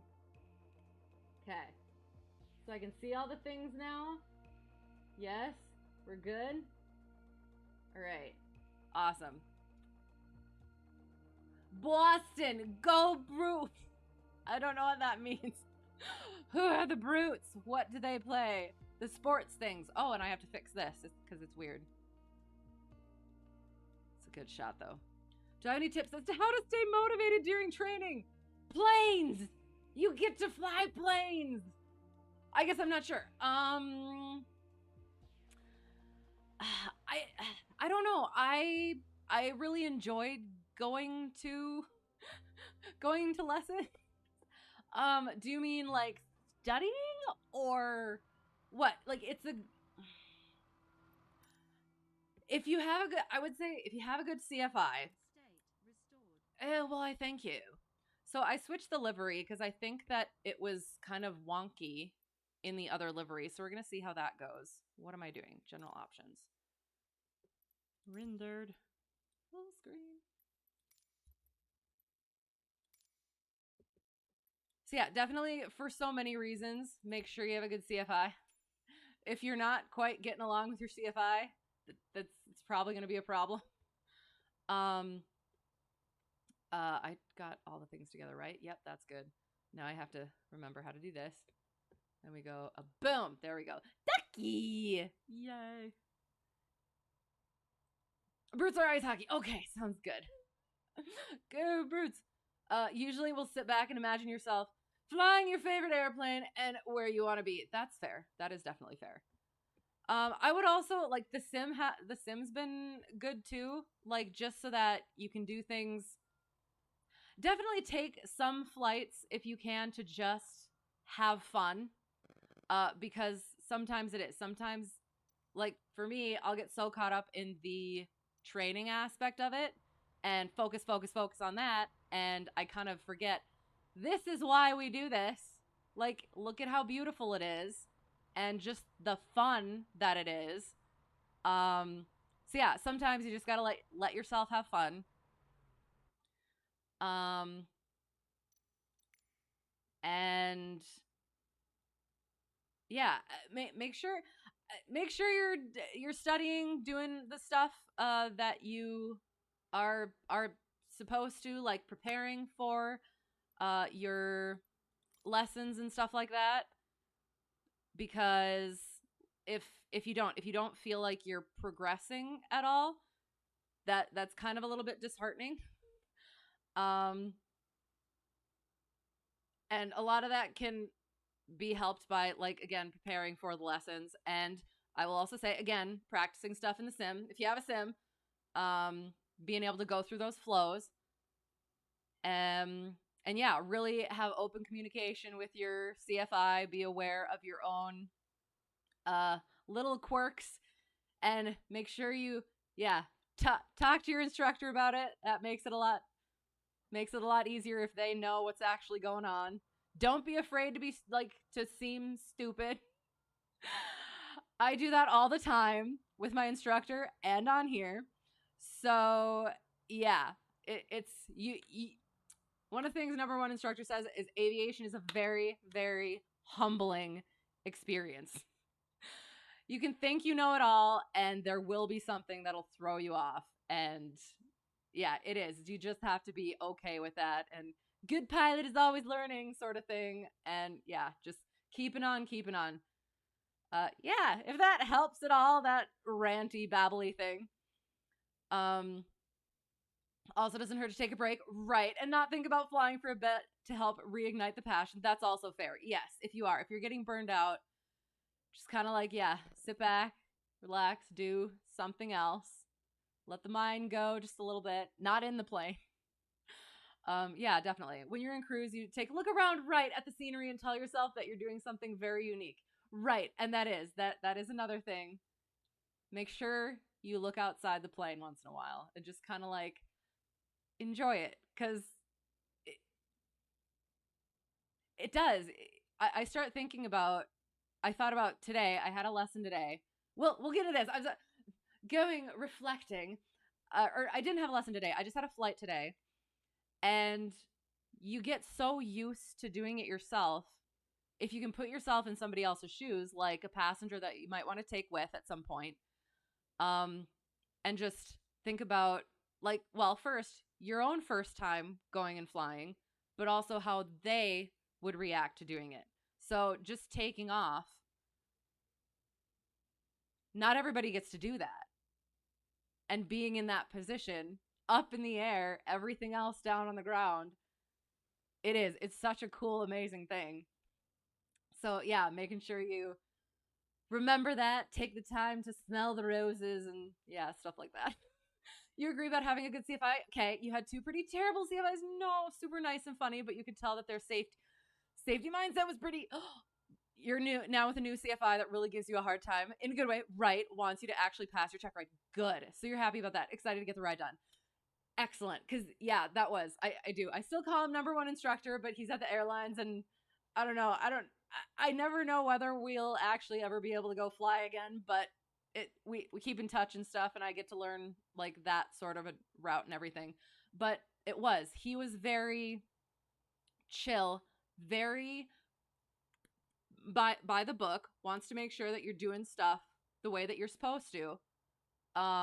Safety stuff, like making sure you're not gonna. Yeah, I've had a couple also sendy CFIs in different ways, and I just always go back to what would number 1 instructor do. Because it is having that sort of like, he's the kind of pilot that I would like to be, and it seems like if I had the experience and knowledge that he does, I would make the same decisions that he does, or I would think the same way about things that he does. So I would defer to him, and it's really nice to have that. But he was also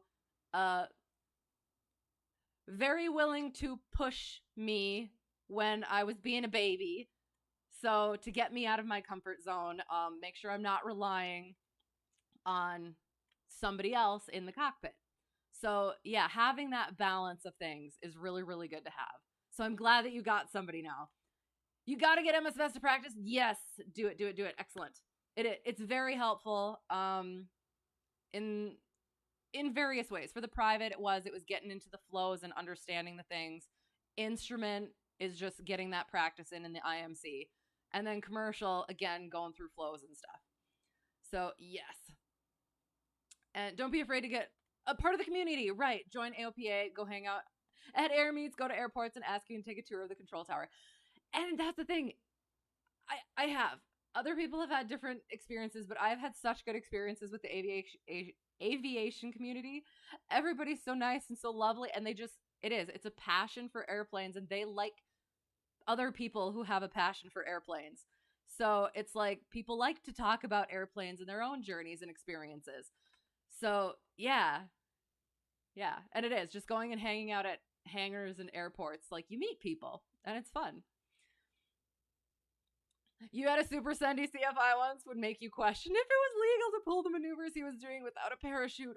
Oh God, probably not. Depends on the plane that you have, I guess, if it was that sort of plane. But yeah, that does. That makes it difficult. And then you learn bad habits.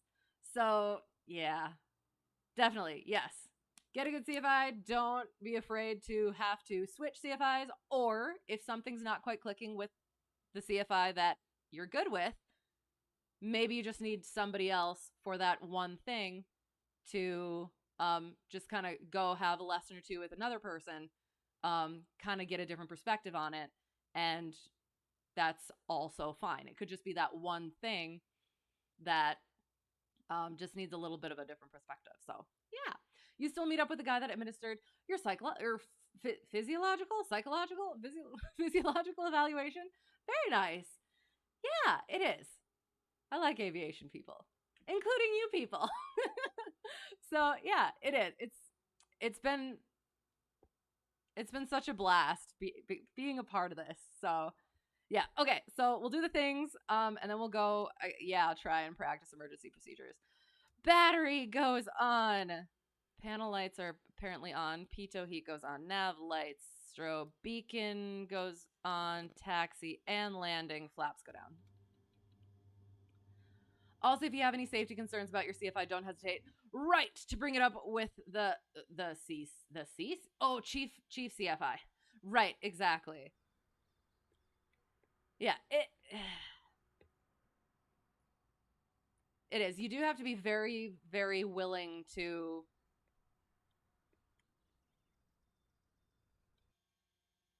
Yes. Oh, but if you don't feel comfortable with your CFI or being able to question your CFI, to an extent, like,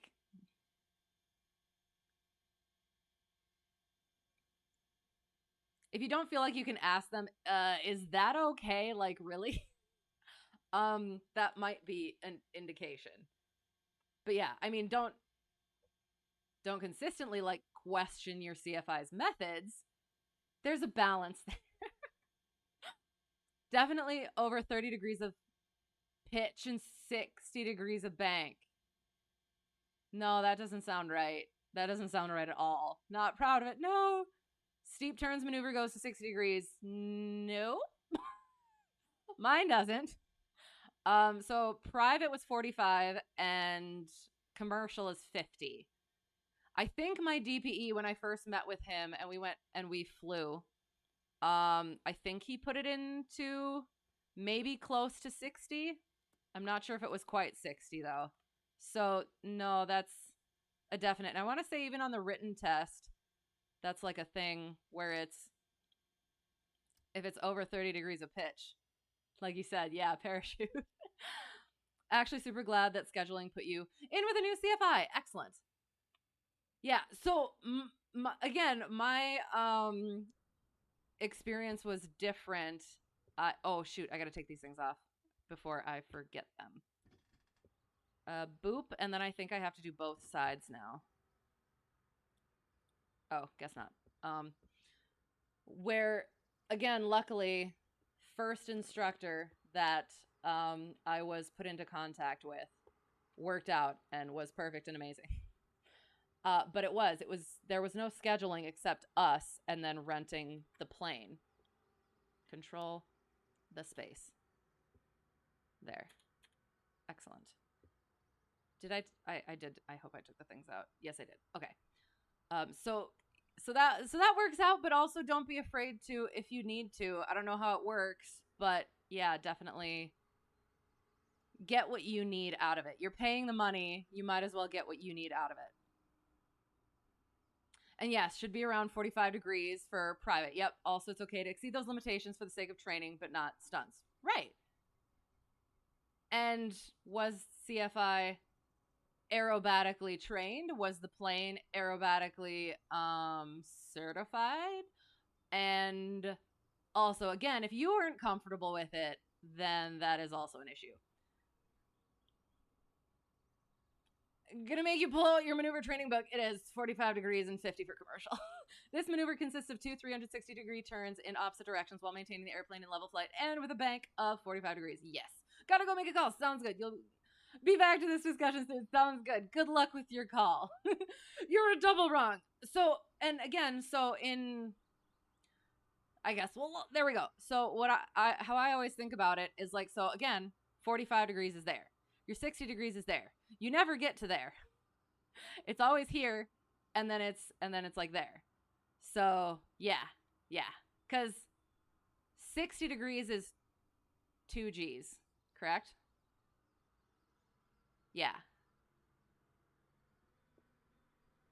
And depending on configuration and stuff, yeah, things. Okay, so doing the things. Stall, not stall, static. It goes STA, static. Vents, pitot tube, drain, hole, fuel, vents, stall horn. Tire, drain a little bit of fuel, flaps, aileron, flap, aileron, wiggle, wiggle. All the antennas, check the fuel, elevator, trim tab, rudder. I don't know why this keeps jumping. Flap, aileron, drain a little bit of fuel, more antennas, tire, oil, putting the hand down, drain a little bit of fuel. Does the thing. Oh shoot, I was gonna go over the complex stuff, but we'll see. We'll see. We'll probably just not do that for now. I actually watched the video again, so I should hopefully have it kind of. Leading edge of the propeller, alternator belts, exhaust port, tire, nose wheel clearance, air intake. Amazing, excellent. Nice. You always forget about the Gary's mod missing texture headset. Yes, and missing the pants, except he's not shown in here anymore. So yes, it is. It does amuse me, especially at night. Okay, so we are gonna fill up. Boom, a boom. Okay. Oh, can't fly because that prop is poking through the wing. Wait, what? What do you mean? Oh, yes. Gosh darn it! How could we miss that? Oh, would you look at there? It's all about perspective. I really love the birds. Okay. Did all the things. So we passed the oral portion with flying colors, hopefully. And then we get in the plane. We're doing the things. So, seatbelts. No talking during takeoff and landing. Seatbelts on at all times. Exit the doors to the left and right. For now, make sure they are shut and locked. Excellent. If we lose power on the rollout, we'll stop on the runway. If it is below takeoff, if it is after takeoff and below 1,000 feet, land straight ahead. Above 1,000 feet, turn around and land back on the runway. Did I ever check out the book you recommended? Not yet. I have a lot of IRL stuff at the moment that isn't even aviation related, so I haven't been able to go through my notes yet. But I will. I'm going to check it out because it's the How to Pass Commercial Checkride by Shepard. Yes, that one. I definitely will. But yeah, I have so much stuff going on like right now, like within these next 2 weeks, and then like by the beginning of June, it's just I'm trying to make it work. So I do apologize for that and for hey. Oh, grasp the pitot tube, feel that heat, turn it off. That is what I was supposed to do before as well. So yeah. Yes. Yes, I will. And thank you for that, by the way. Jason Shepard, yes, that one. I will. Just have not had time. I've not had time for a lot of things. So we get in the plane. And oh my, I do every time I go over this scenario, I'm just like, oh god, DP's in that seat again, and I gotta do all this all over again. It's okay. This is fine. I'm a very nervous test taker. If that wasn't obvious. So, C-track back and lock, chicken. I'm like actually kind of getting nervous. Autopilot is irrelevant. Avionics are off. Carb heat is off. Shoot. I forgot to tell owner of the airplane that the carb heat was kind of got stuck a little bit today. Shoot. Well, I guess next person will find out. I got back late. I wasn't going to text him. I would have texted him, but I did not remember. Beacon goes on. Prime it. A bloop. A bloop. A bloop. That was frightening. Prime it.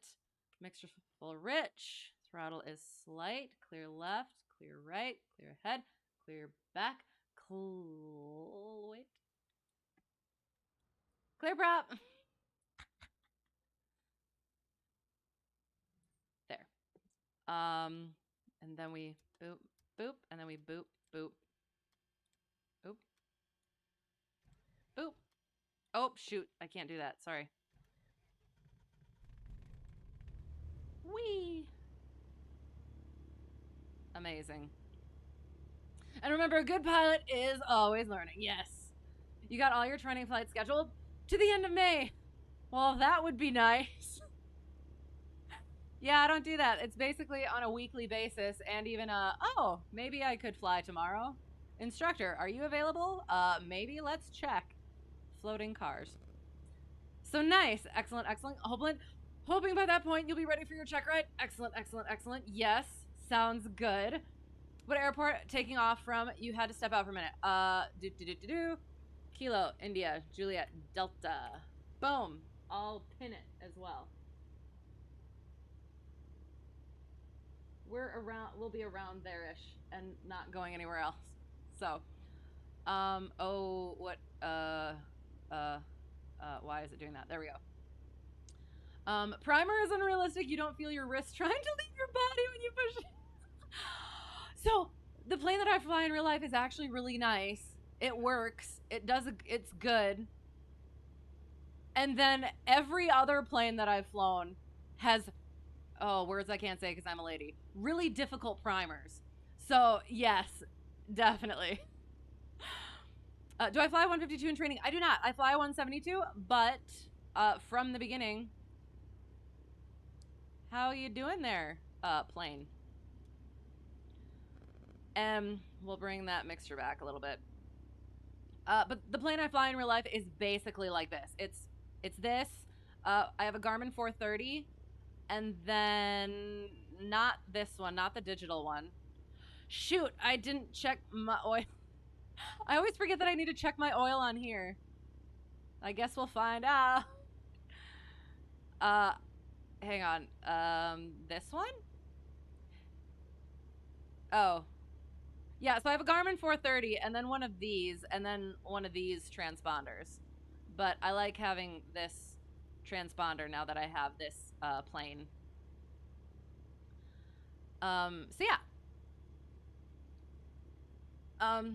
Hello, how is it going? How is it going? The plane is grumpy. Yes! And it worries me. Because, yeah, like that one time where all of a sudden, no freaking oil pressure, and I'm landing at night, and it's like, oh, nope, I'm out. We landed, I'm not good at judging distances, but like 100 yards from the end of the runway. However, it was one we could walk away from. So, Kilo, India, Juliet Delta, the 26th at 0352 Zulu, does math.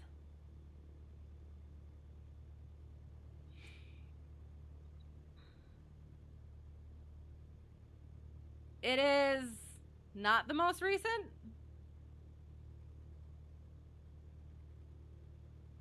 Let me check. It is not the most recent. This is not the most recent. It's recent on Preflight, but I don't think it's changed much, so we're good. Automated, 0 knots, 0 degrees at 0 knots, calm, 10 statute miles of visibility, clear, temperature 4 degrees Celsius, 3 degrees for the dew point, altimeter 3021, remarks AO2 differentiates precipitation, sea level pressure is 1023.0, temperature is 4.4, dew point 2.8. Yay, that was simple. 3021. Oh, Gold, don't forget I have the duck. Yes, I have the duck. He's so cute. I want to pet him, but if I click on him, he will disappear. You got some questions? Oh, no, to quiz me on for emergency procedures. Do it. I'm going to be using, yes, definitely do it. I have emergency checklists that I will be doing that I have in the plane. But then there are other ones in the, what's it called? In the ACS that kind of went over with commercial instructor, but also kind of didn't. So, yeah. So, I will attempt to answer them. But it's been a while and I haven't worked on this in a while. So, please forgive me for my inability in advance. So, does that jive? Elevation is 246. 246. Yeah, looks good. 6-pack or glass? 6-pack. Oh yes. I don't think I've ever used. Okay, I flew in a Kodiak once with glass panel. Only time I've ever done glass, and that was really nice.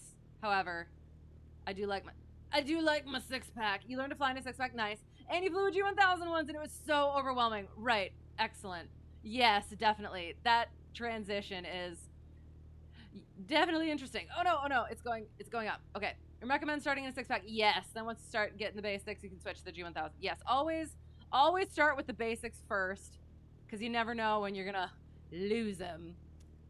King Schools has a good basic G1000 course. Nice. You were in the same situation, so it was kind of baptism by fire, right? Fly, ducky, fly. Yes, we're going. Hello. How is it going? How are you? Mr. Teacher has not been around lately. Life happens, I assume. So, and that's okay. That is okay. What should I do with a partial loss of power? Get back to the airport if you can. Carb heat. Throw that baby on. Mixture full rich. And, yeah, make it back to the airport if you can. Best glide, probably, I assume. And, yeah. Did I miss anything? It's a bummer you missed him quizzing me. Right, it is. It's always really helpful, but he's got his stuff to do. So I cannot hog. So that it is. It's okay. How am I doing? I'm doing well. Wait. Chat pause due to scroll. Okay. I'm doing well. I have been flying a bit recently. So, oops. I'm probably going to run over this guy, or actually, hang on. I have to remember how to do the pushback thing. Shift P? Right? Yes. Okay. Do I have to? I just have to remember I have to turn it off again. So we're getting pushed back. Slowly but surely, apparently.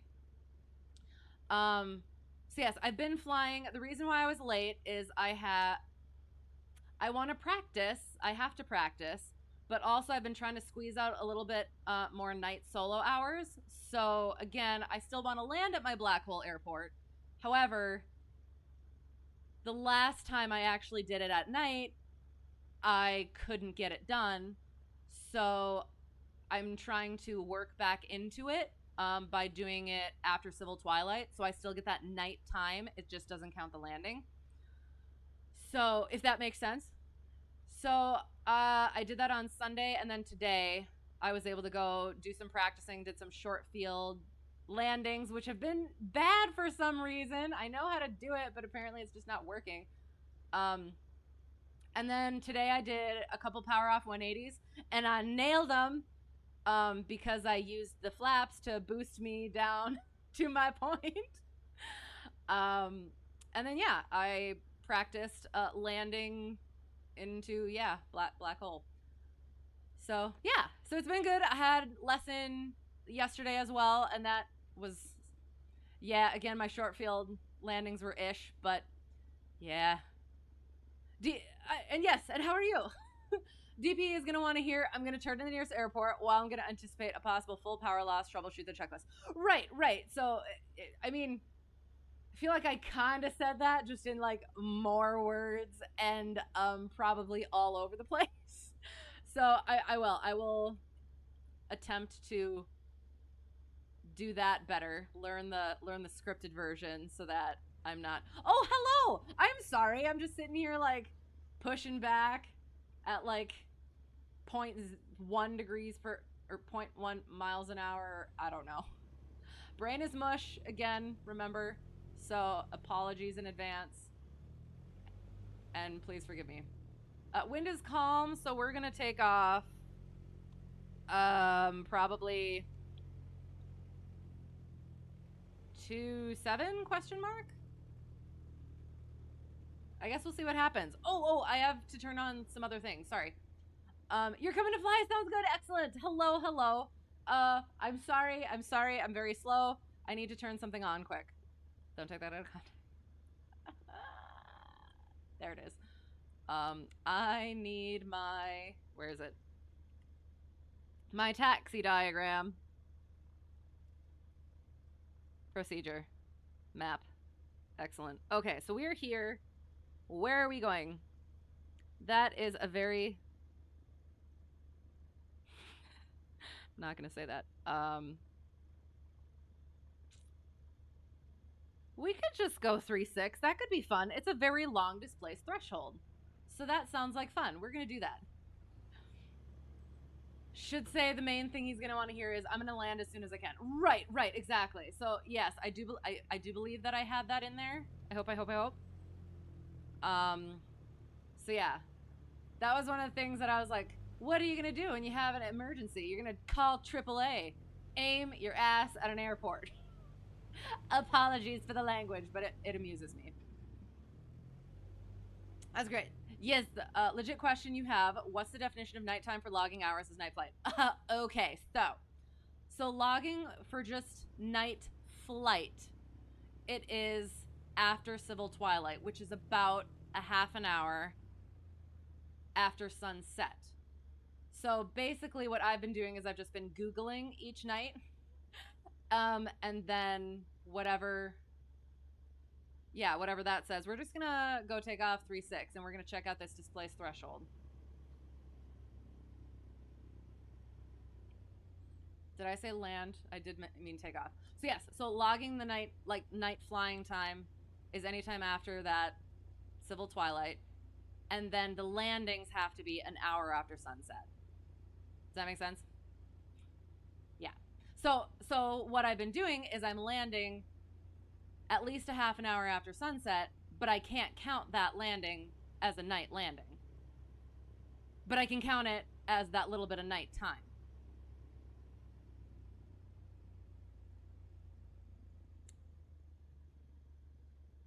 Oh, and then we still got to do run up. I'm sorry. we will do. My pedals are stuck. You made me think of I made you think of a good question. What is civil twilight? It is, well, the end of civil twilight is when the, sun is 6 degrees below the horizon, whether in the morning or in the evening. And yeah, it starts at sunset, ends again half an hour later, or starts a half an hour before sunrise, ends at sunrise. And again, about-ish for the half an hour. You got to Google it. Check the almanac. So, yes. You're also doing great. Excellent. Aim your ass at an airport. You like that? Good. Though that could be interpreted as flying the opposite direction. I know. I did think about that. But it amuses me, so I'm keeping it. Darn it. You might need to dig deeper into the FAR aim for night logging. That's all it is. It's after civil twilight, for night flying time, and then the landings are an hour after. And then there's the other things for lights and stuff like that. But yeah, 1 hour after sunrise and before sunrise is for currency. 1 hour after yes, for landings. So yeah, so 1 hour after sunset and 1 hour before sunrise. Within there, your landings, that makes you current. Must be full stop at night. Yeah, that thing. Believe that's correct. Yes. And again, don't take anything I say seriously. I'm not an instructor or CFI. I'm just practicing, and you're helping me practice. Yay. Answered it already before saw the comment. It's all good. Which one? Oh, okay. Sounds good. Yes. But, I mean, I didn't say the 6 degree thing, which is that's literally what it is the 6 degrees below the horizon. You just need to actually check what that is. Anyway, sorry, doing the run-up. So... does the things. Fuel or mixture is that. Trim for takeoff. fuels on both, does the things, and the, oh gosh, sorry, and the back, and the up and the down. And then all the things look good. We're going to do our DG. Instruments, excellent. And then where primer is in and locked, and mixture is best in power. Flaps are up. Lights are all on. Nope, we don't use the strobe. Nav lights. And we're going to put the landing light on right now because the taxi light in the plane that I fly in real life is burned out, so we have to use the landing light. Yeah, so that's there. I'm going to quick do run up so that we can get in the air, and then I'll get back to chat. Okay. Did I check? Okay, I did. Did I check the circuit breakers? Because, yes. Excellent. Okay. All right. So we did all the things. So now we run up.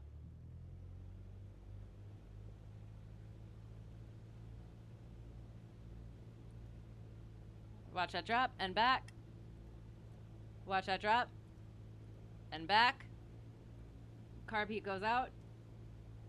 Watch that drop and back. Not the mixture. Checks the amps and volts and the vacuum system if it were here. And then oil pressure, temperature is good, and idle check closed. And where are we going? Hide the plate. We'll just go straight out for now. Yeah, that sounds good. Unless we want to, we'll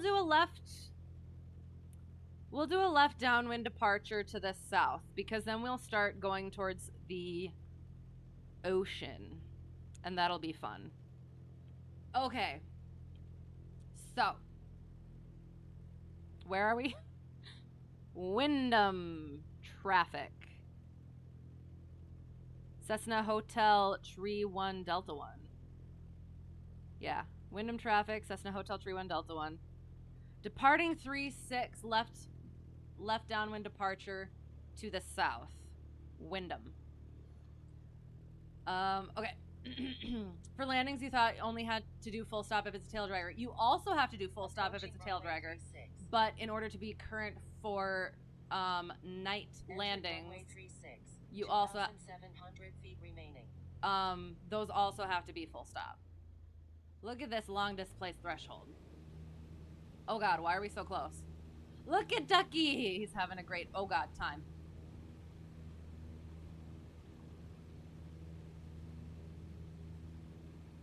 So yes, that is true for both tail dragger and night currency.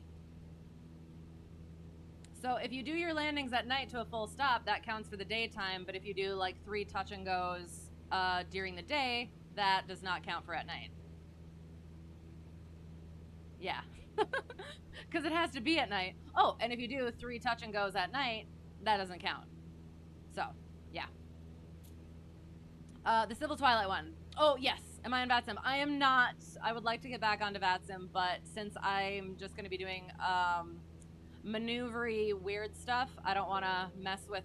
No, you stupid freaking thing. Do not freaking crash on me. Why do you keep crashing on me? Stop it. Come, are you...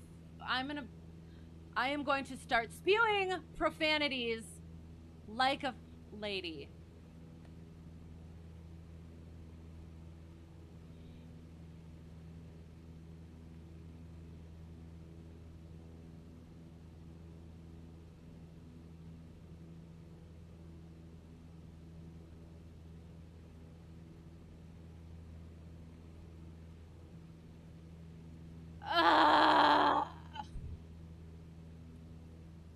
I'm gonna have to kill it. I'm sorry. I'm gonna have to kill it. Every frickin' time. I'm sorry, and now I'm very loud. We'll be back. 1 second. And I have to remember to restart LittleNavMap. I'm so sorry. I don't know what it is. Ever since I frickin' updated everything. We'll be back in a second. Sorry. But yes, not on VATSIM right now since we do weird stuff. Guys, don't use strobe. The strobe in the plane that I fly in real life is inoperative, so I just do that. Yeah. Had asked before you answered, but answered it by defining it for another answer to another question someone else had asked. Right. You've had your own string of sim crashing as well. Is it something going on now? There was just an update, but no, this happened before the update. So for me at least, I think at least partially it's because I updated all the things that I had been leaving because I didn't have space on my PC, and now it's just struggling apparently. So, and is it for you? Is it recent? Like, was it fine? I have not had CTDs until I did that. So did you have that as well? Or good thing the crash is just a simulated one. Yes, that is fair. That is true. You're trying to find the part for the landings. What does that mean? You don't fly MSFS. Did I update? I did update my NVIDIA. Like very recently too. So, I mean, I could probably check it again, but I do. I don't know. I'm wondering if I somehow need to clean out my MSFS stuff, but I don't know. I'm sorry. Thank you for your patience. Trying to find the far aim with the landings. I have been doing. I honestly I can't quite remember where that would be. I just like know it. So that's a good thing to be aware of, I guess. All right. I'll let you find it, I guess. I was gonna start looking, but we're gonna get into the air. So we're gonna go, and it doesn't keep where we were. Kilo, India, Juliet, Delta. I'm coming. We're gonna go start right there, right where we need to. All right, now you be good to me this time. Come on. And it has. It's been every single time recently. We get started right on takeoff. It's just anyway. Some people say that's why, but it didn't affect you. Okay, updating the NVIDIA. Okay, and that's what I thought too. Maybe because I did. I had something with my GPU where it wouldn't let me use it for encoding for my streaming, so I had to use my CPU. But then yeah. Oh God. Oh God. Cuts everything. Okay, we're good. Oh, right. It crashed, so state restored to what it was before the crash. Like before the crash, which is kind of nice. Okay. So I guess we'll figure out what our altimeter is again. Probably the same. 452 Zulu 3022. Slightly different. So boop, boop, badoop, boop, badoop, badoop, badoop, badoop, badoop. But I have it is currently updated. So I don't know. Guess we'll just deal with it as it goes. All right. So expedited kind of. Beacon. Panel lights we don't need right now. Beacon.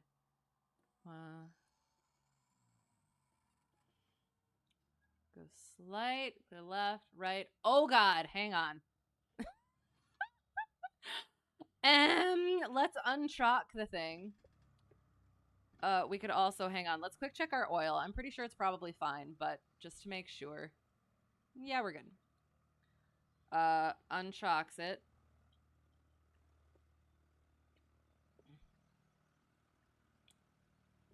Someone just stole your pillow. Did Pepper get a pillow? Hi! Drift King, Drift King. Ooh, that was kind of frightening. It kind of x-rayed your plane. Okay. Control the space. Hello again. I'm sorry. We're doing the thing. But you just told us to optimize your MSFS, then return your graphic settings back to normal in Sim. What does that mean? No, I don't really know how to do all these things, so I try stuff and hope it works, and sometimes it does and sometimes it doesn't. Okay, so mixture full rich, throttle is slight. We primed. Did we prime it? I don't remember if we primed it. We'll see what happens. Doors are shut.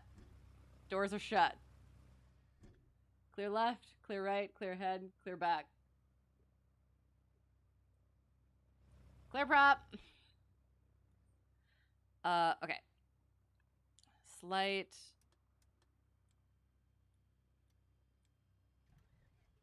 Oh, for...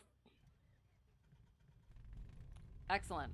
Hey, I have my feet on the brakes. Anyway, okay. You're back at the airport. Okay, sounds good. We're getting there. We have all the things. Flaps are up. Avionics go on. Well, and here's the thing.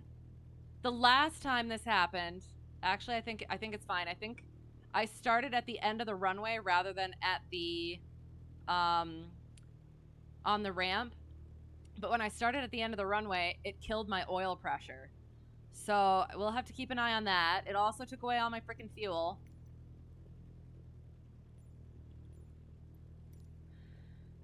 Lights, nav, landing light. Okay, we good? All right, let's do the thing. There it is. Okay. Do I have G-Force Experience app? I do. It's the little green one, right? Yes. Wyndham, we're doing what we did before, but hopefully better. Approaching runway 36.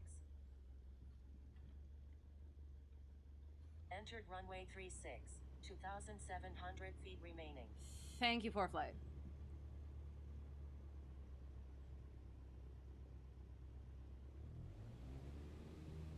Okay, come on.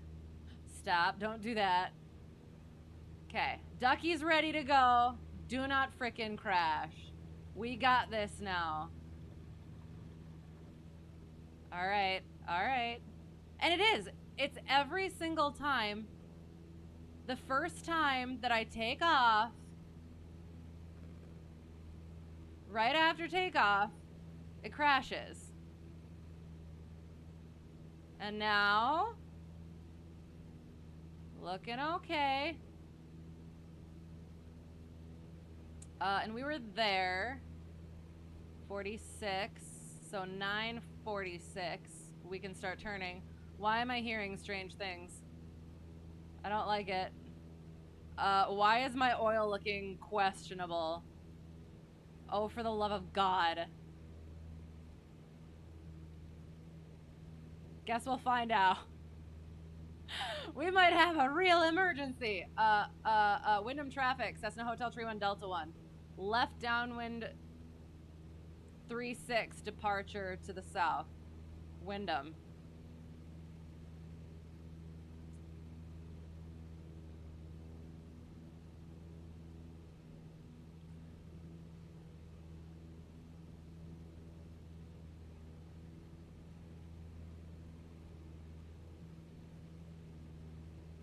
Your reading part was 61.57 recent flight experience PIC, and there it is.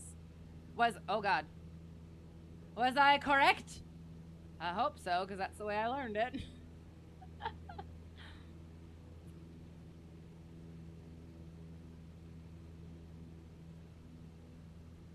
Getting a little close there. Okay, so I'm gonna get my emergency checklists out again. So power lot. Oh, shoot. Dang. Oh, well. We'll leave that, I guess. We'll climb a little bit. We'll see what happens.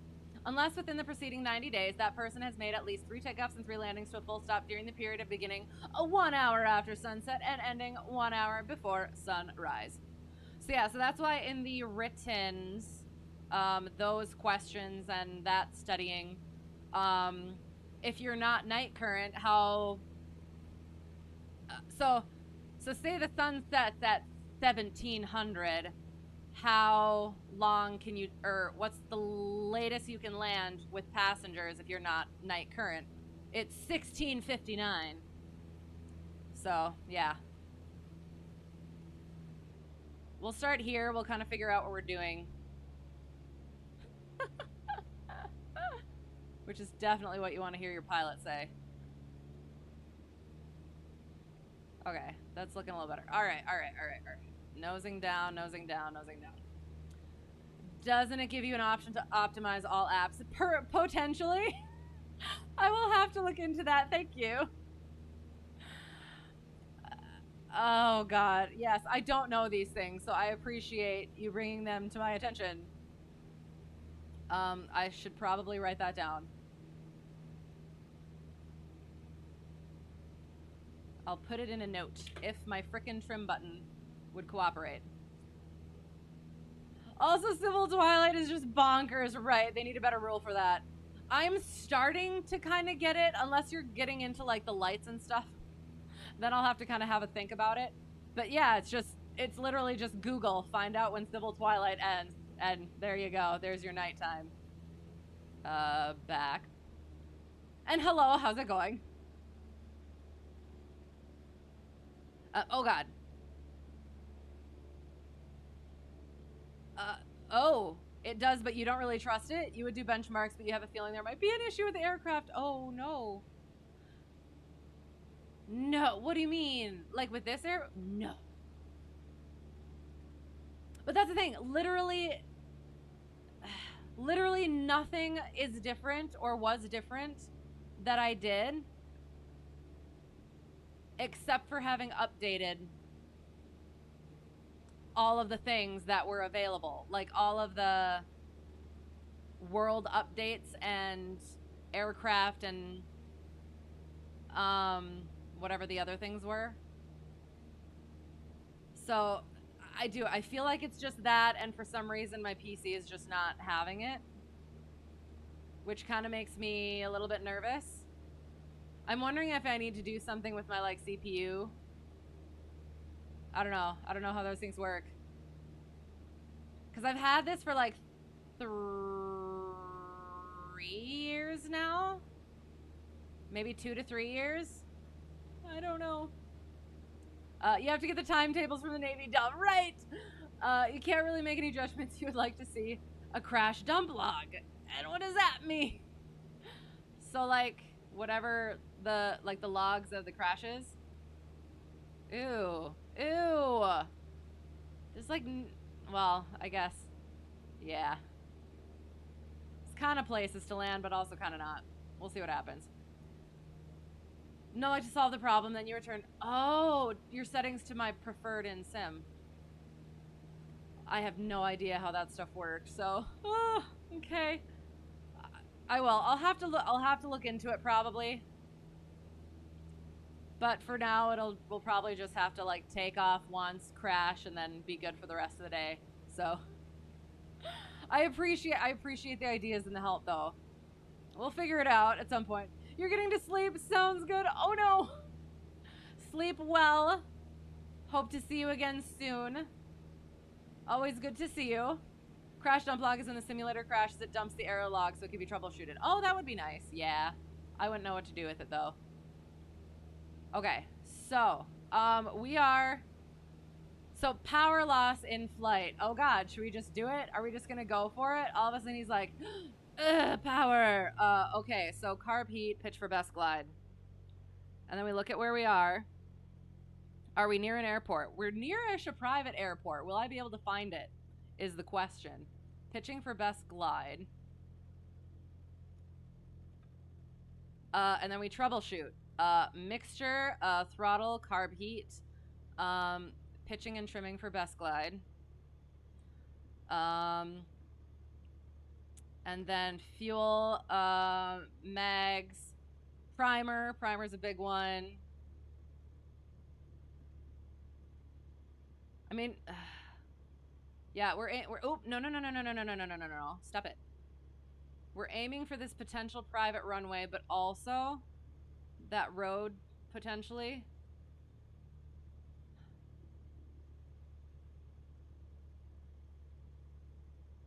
So we're seeing what happened. Oh, hello, how's it going?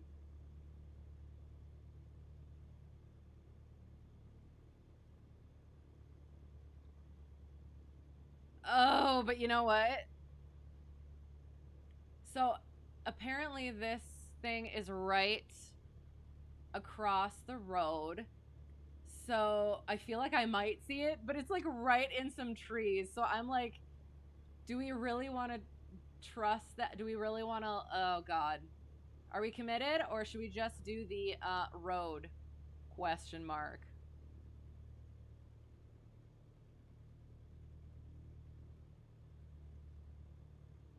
I think that is. I think that's it. I feel like we could probably make it.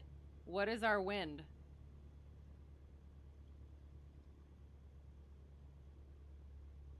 It was calm when we took off.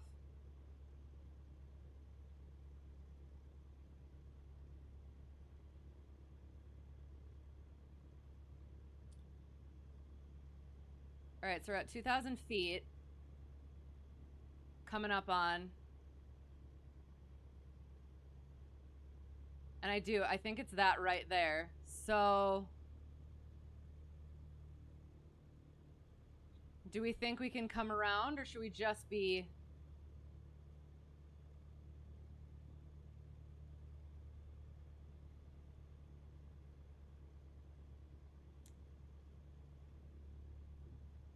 We're going to kind of S-turn it, I think.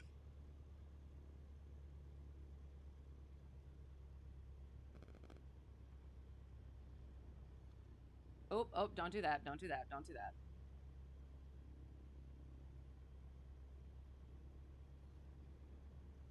Oh, God.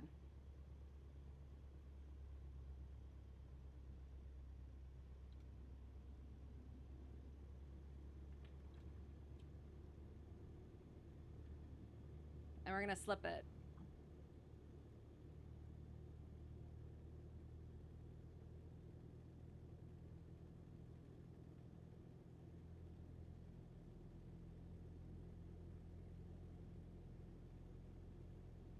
$500.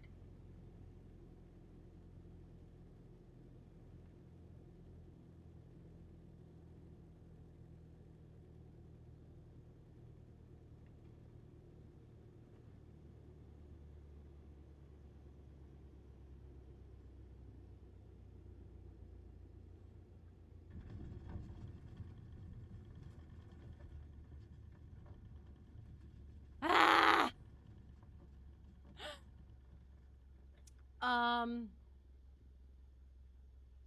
Successful? We didn't die.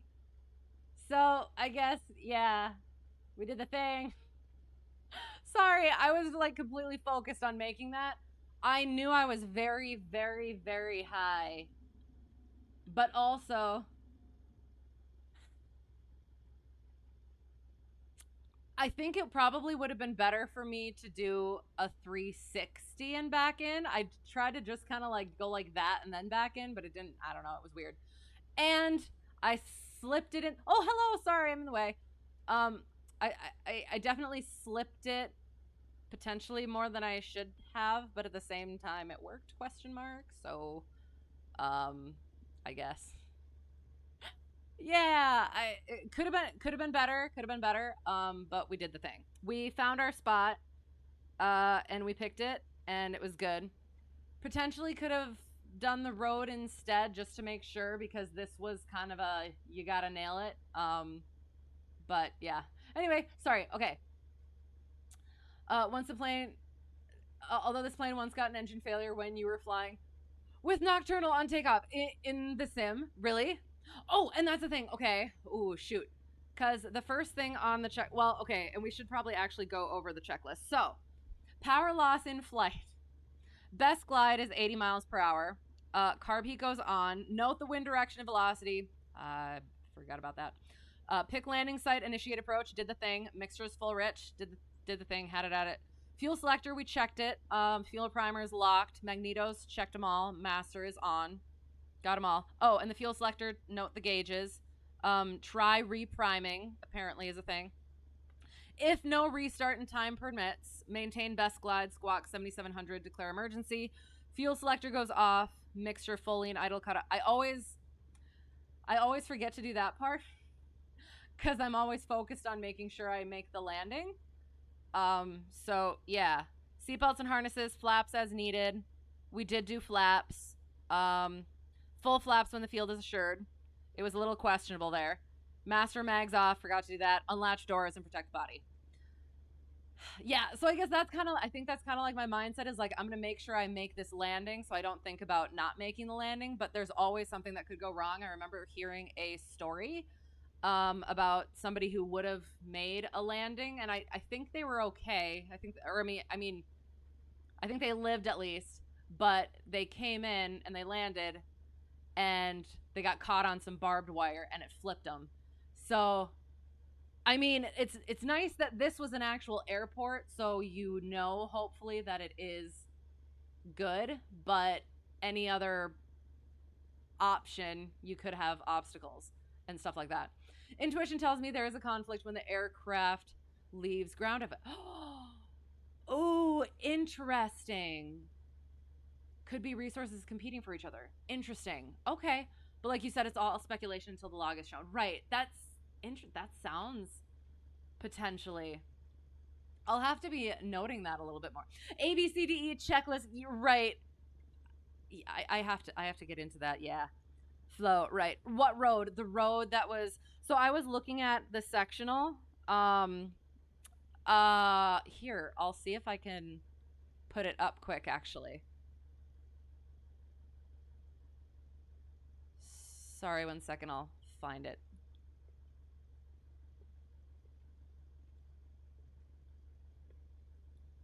Okay. Land in the water, pull us Ellie. Oh no, we would not come back from that. Hey, what's up? Hello, hello. Not much. We had ourselves our first emergency situation that we survived, so that's good. I should probably keep my feet on the brakes. So how's it going? How are you? Not bad at all. It did. We landed. Definitely more slippage.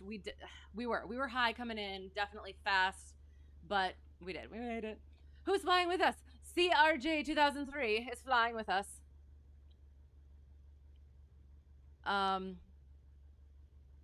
Yes, you. Your only complaint was it took a bit long to commit to a landing zone. I was thinking about that as I was doing that. I was like, should we do this or should we do this?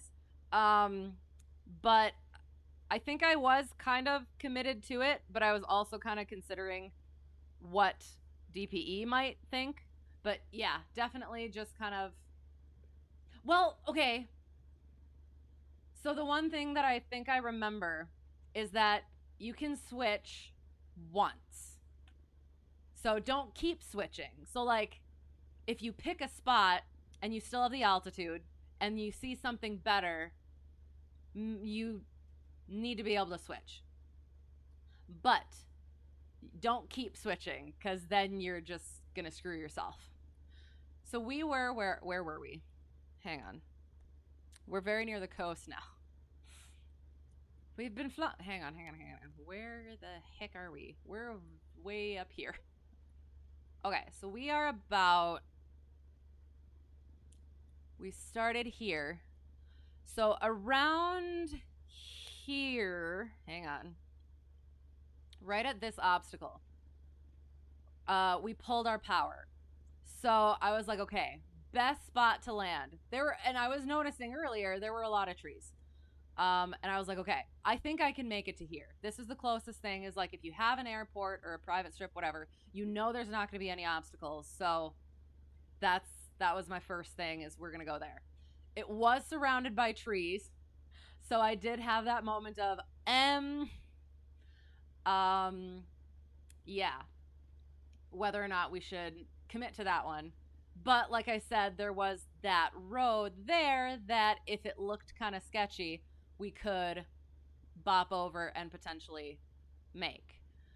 So we committed and we made it again with more slippage than we probably should have, coming in fast and high. But we made it, so. Don't forget to look behind you and below you when looking for a place to land. Well, and that's the thing is usually if there's not I'll get to the thing. And I think it's calm. So we'll probably just take off this way.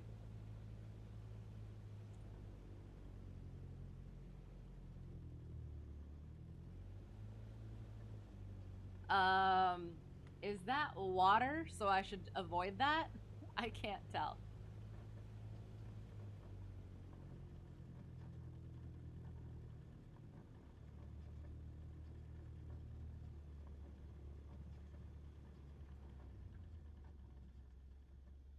That looks like solidness, but all right.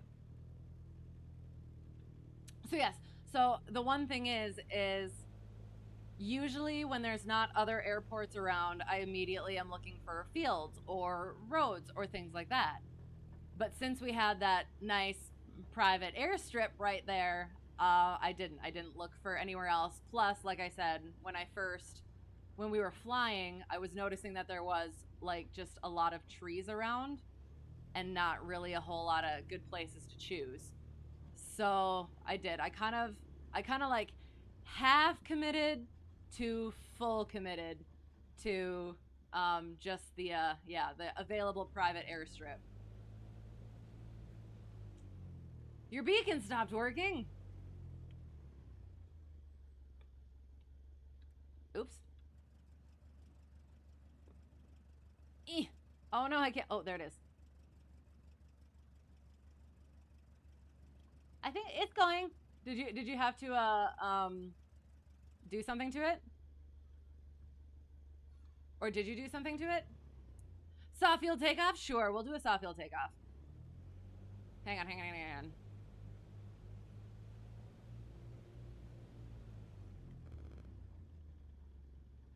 Okay. So, soft field takeoff. You don't use your brakes. 1 notch of flaps. Yeah. And hold the yoke back and rev it up.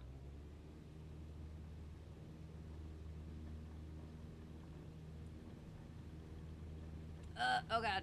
Using rudder. Oh god. Not doing that. Oh no, we lost our power. Landing.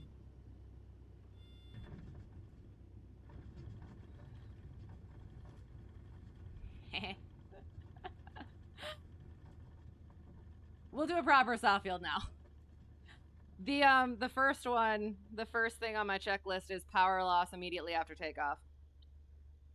So maintain aircraft control. There was a terrible soft field takeoff. I'm gonna do a better one now. So yeah, definitely had way too much nose up. Hold that nose up. So we were doing soft field, so we had to nose down back into ground effect. Oh, are you talking about hold the nose up for the soft field? Yeah, for the landing? Yeah.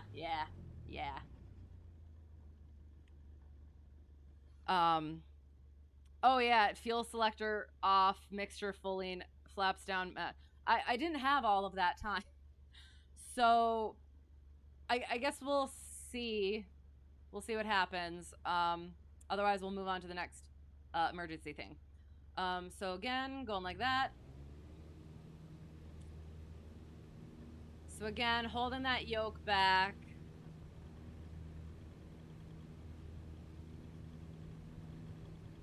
Get it off the runway as quickly as possible. Into the air, keep it in ground effect, nose down, build up that speed, and power out. Noom.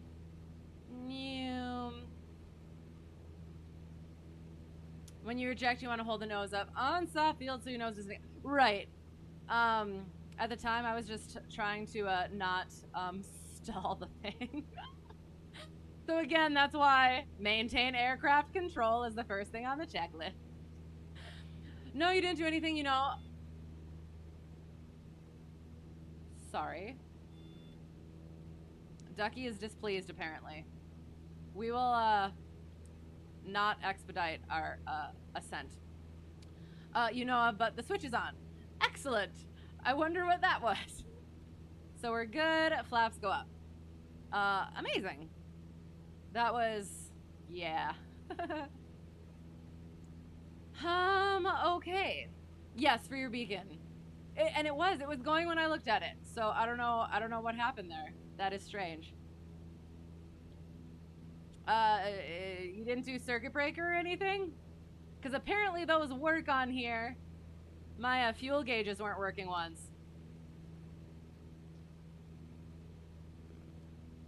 Okay, next one is electrical fire in flight. So immediately avionics and battery and all that go off. Boom. And probably start going, like, again, aiming at an airport. Aim your ass at an airport. So we're turning. Whoa, that was frightening.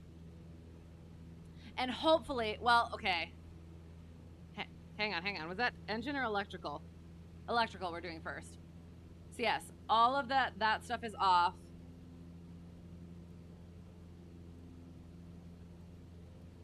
Try and get down as immediately as possible. Sorry.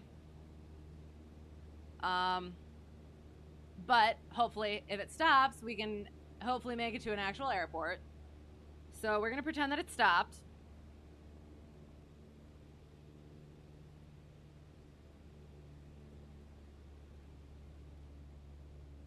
Oh, so we're actually gonna go this way towards this delta. How would I discern between an electrical and engine fire? I thought about this. Okay, so I assume fire's coming out of here, like out of somewhere in here, versus flames outside. But I'm not sure. Usually by the smell. Burning of smells way different than, or burning oil smells way different than burning electronics. Ah, that makes sense. That's fair. Okay, so we're triple Aing it, and then hopefully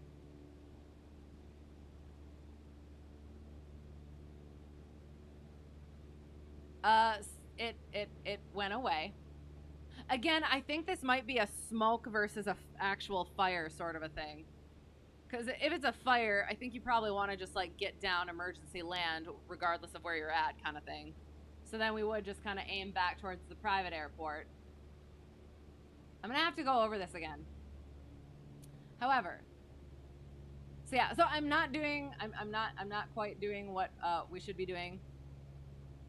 But I also have to go over this at some point properly again to actually do the things that we're supposed to do.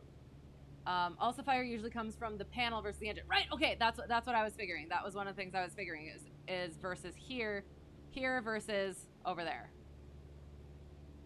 Does it sometimes start with ammeter and radio problems?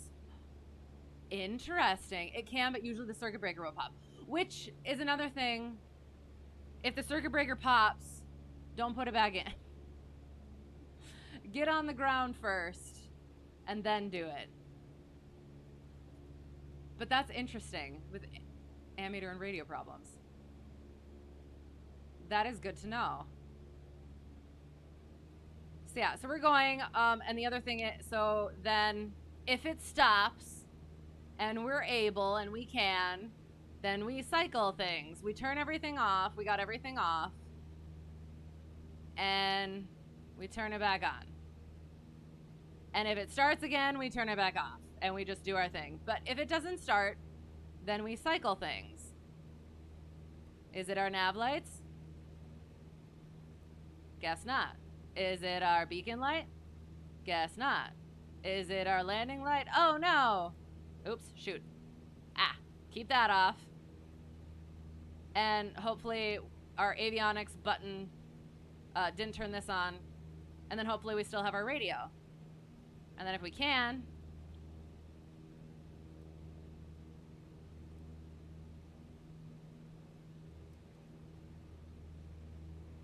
So when you say...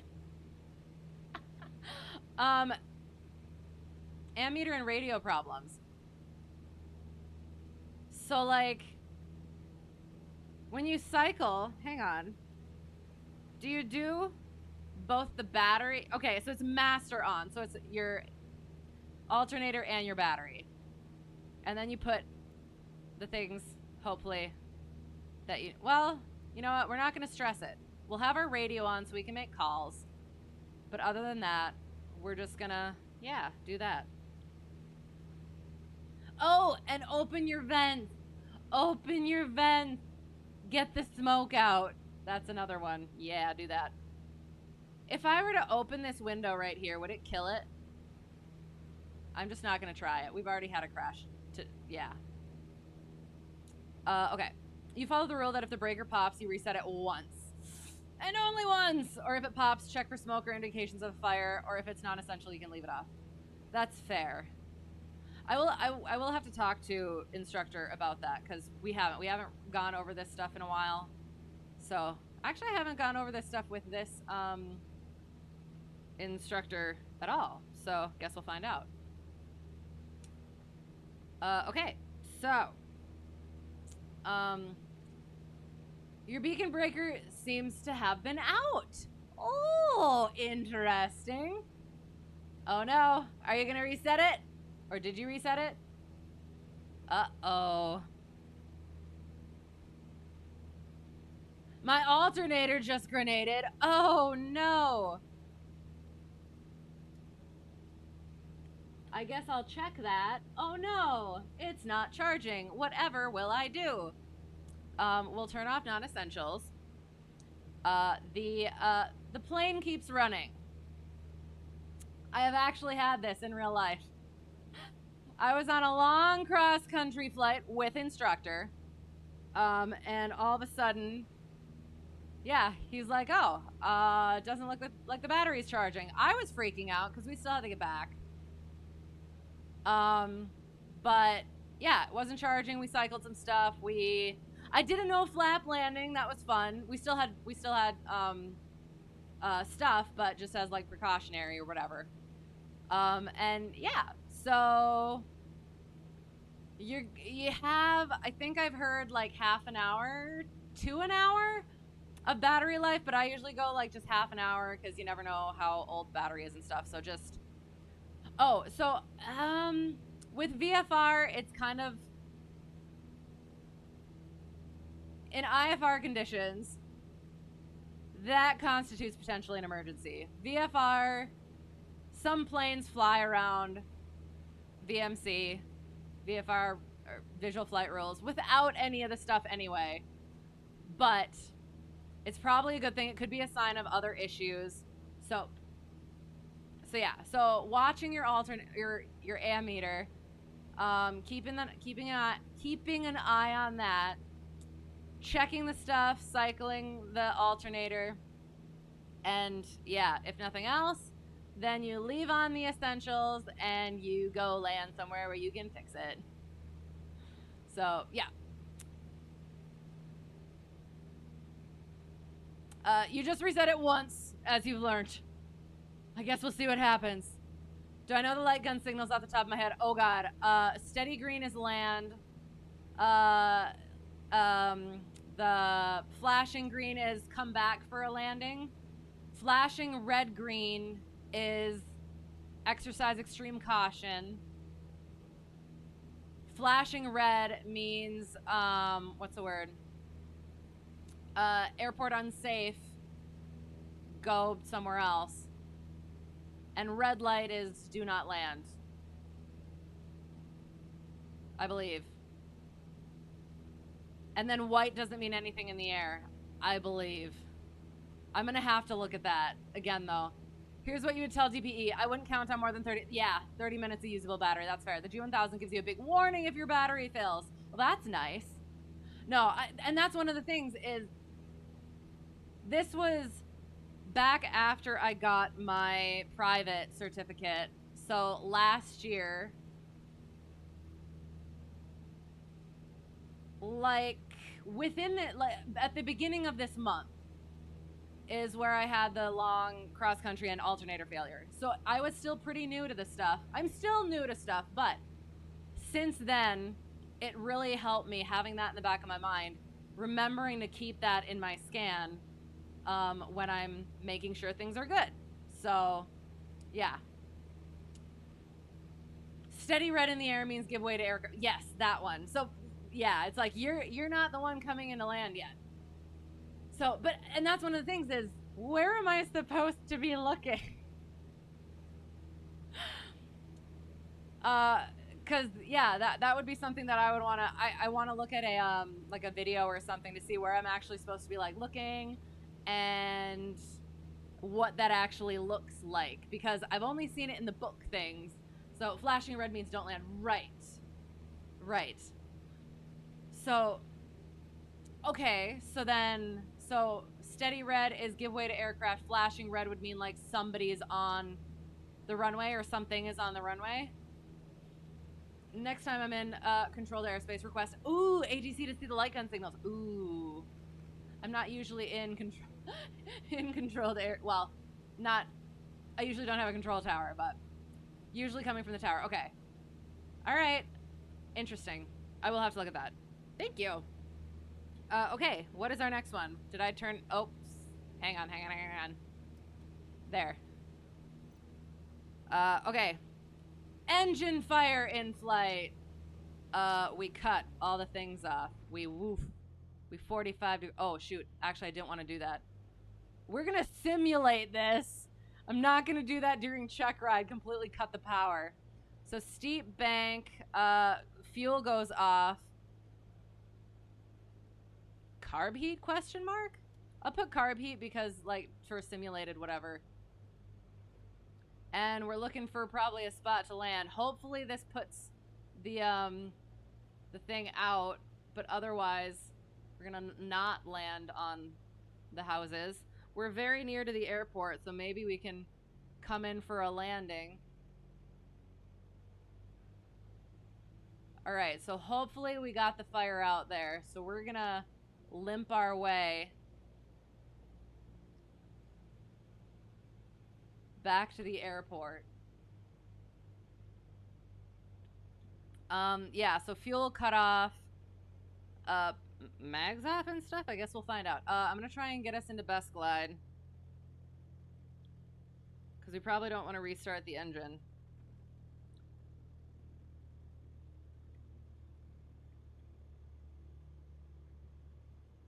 Oh, can we make it? We're gonna hope so. Oh God, I don't know. I don't know.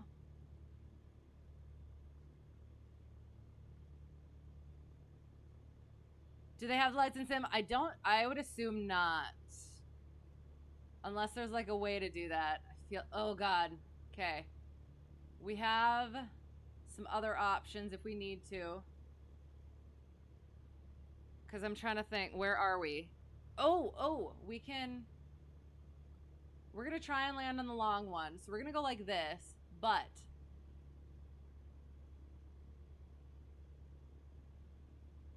I think we're going to be able to make it.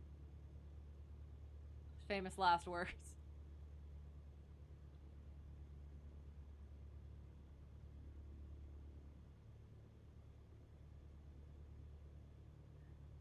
And then, yeah, all the other things.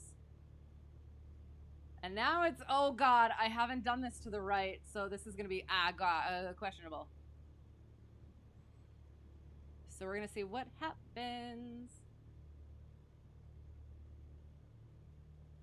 Why does this look strange? Oh, that's why, because I was going to land on the ramp.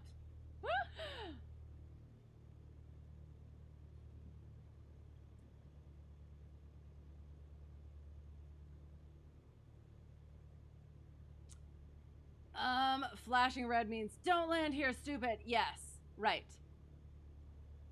Does MSFS not have its own built-in failure? I'm not sure. Oh, thank you, Preflight. Oh God. And we're probably gonna have to slip it a lot. Oh God. Okay. Oh, hello. Oh God.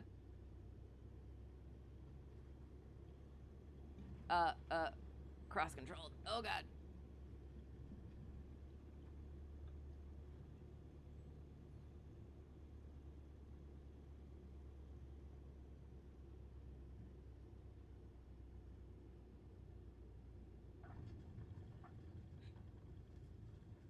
We made it again. Granted that we got our engine fire out by the time we got to a point where we had to start turning back toward the airport. Does MSFS not did that? I figured. I thought there might have been something, but you have to like go in and do it. There is also an add-on that does that, and I think I have that, but I don't know how to use it. So yeah, run my forced landing checklist. Oh God, do it now while I'm on the ground. I'm sorry, I was looking at the stuff.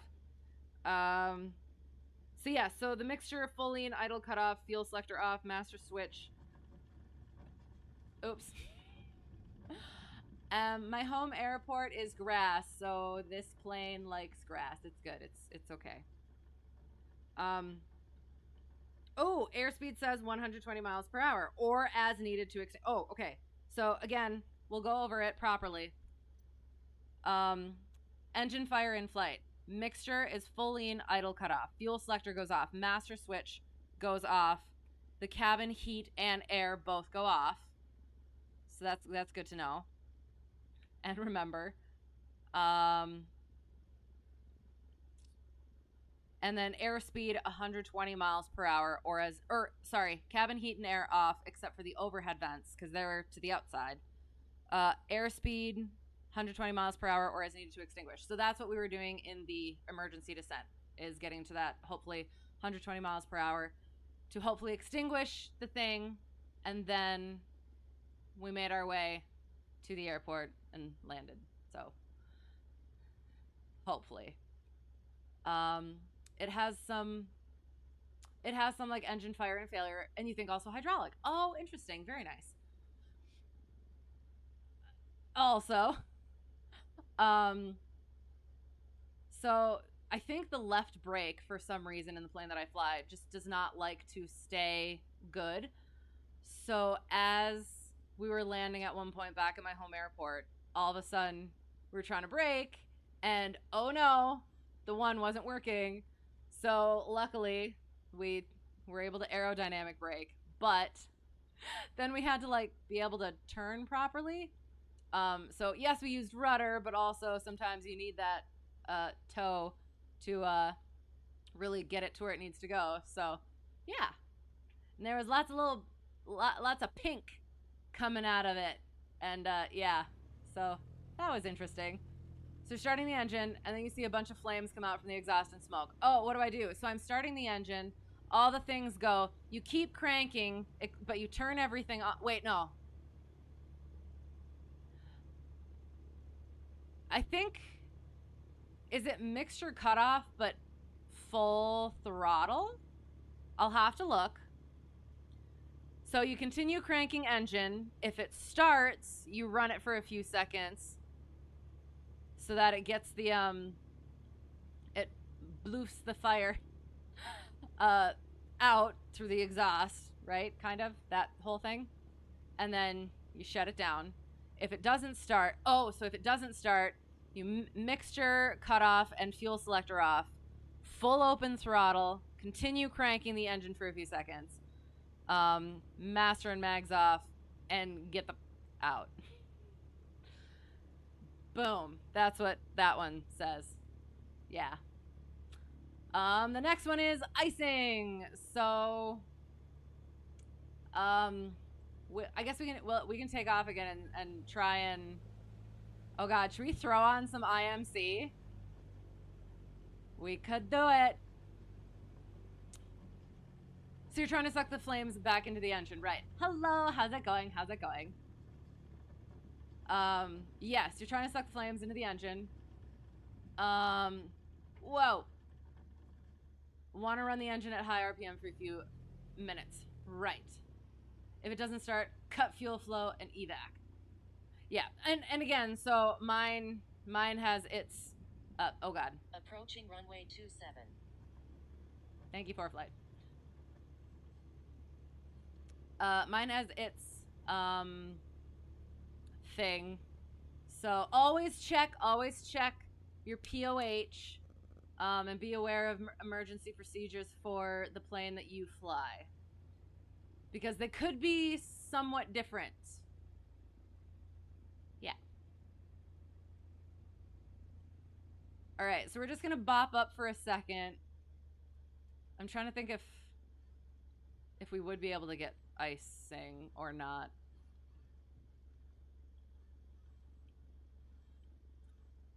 Oh god, and then yeah. So we'll do the icing thing, and then we'll have to be el finishto. So we're taking off whatever runway we're taking off from. Did I do anything weird? Flaps, carb heat. Oh, I turned off all the things. Hang on. Landing, beacon, nav. Excellent. Okay. When you're practicing failures in the sim, you'll work on a memory flow. Right. Yes. And I will be doing more of this stuff. This is just the first time of me re-practicing this stuff, so I'm very rusty at it, clearly. So I'll be getting back into that stuff. So when you have an engine failure, your flow is fuel, fuel, fuel, mixture mags. Nice, I like that. Fuel pump on, fuel tank center. Fuel shut off in. Oh, fuel pump on, fuel tank, oops, center, fuel shut off in. Adjust mixture, play with mags. Right. Or as you say, oh, you know what? That's fair though. Mixture mags. I can't say that because I'm a lady. But no, that's absolutely fair. Yeah.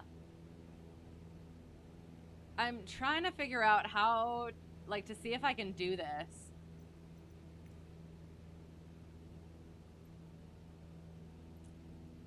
Okay, so live weather. We want something, altitude what? We want it to be...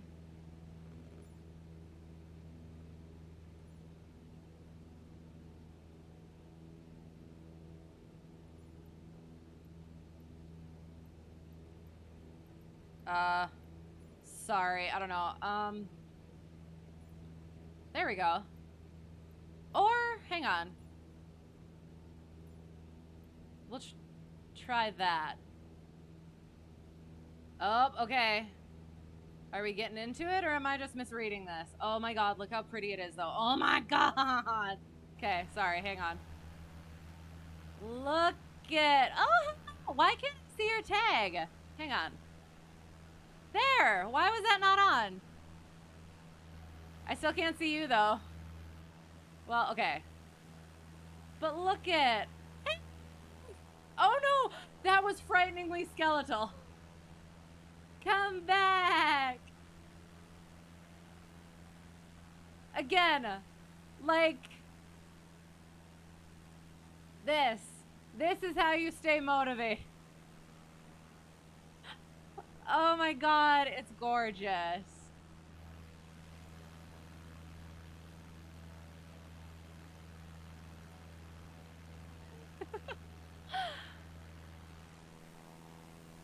All right, okay, icing. We're practicing icing. Okay, oops. All right, so. Oh no, the horizon is coming towards us. Whatever shall we do? We're just gonna send it.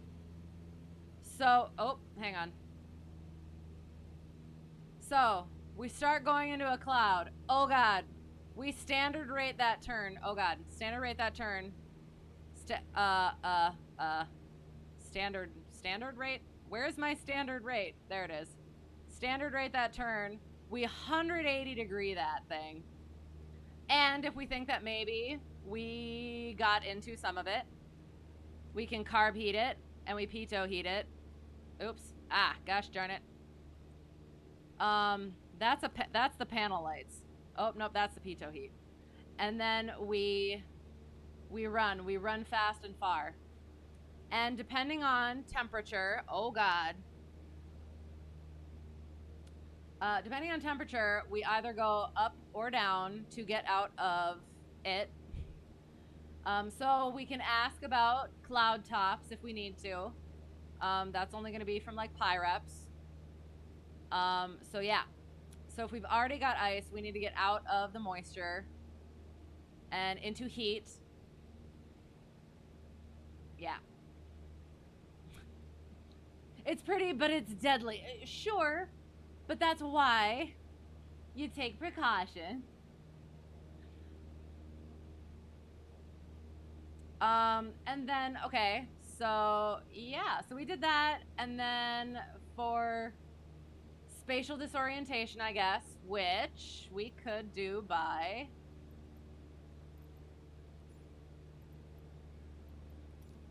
oh no, it is cloudy, and I have no idea what is happening. Hang on, I have to turn this better. Hang on.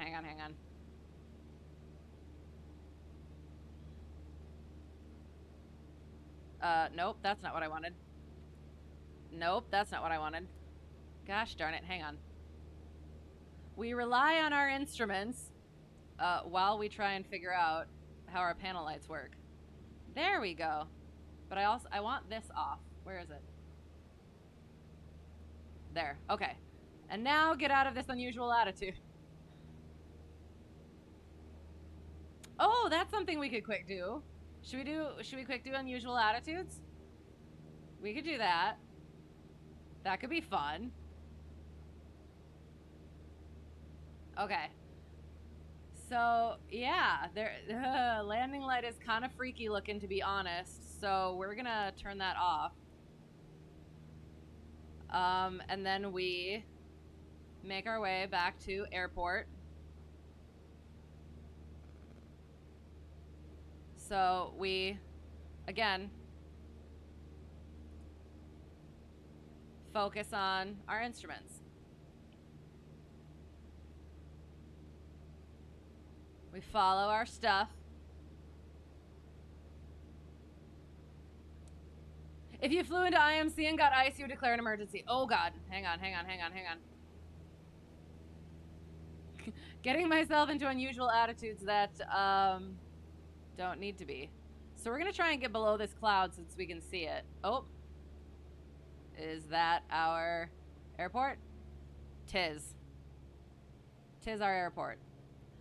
I think I just put the worst clouds in without meaning to. Or at least a pan. Absolutely fair. So I have had an instructor who's apparently a little bit sendy when it comes to icing. But it's given me good stories and like not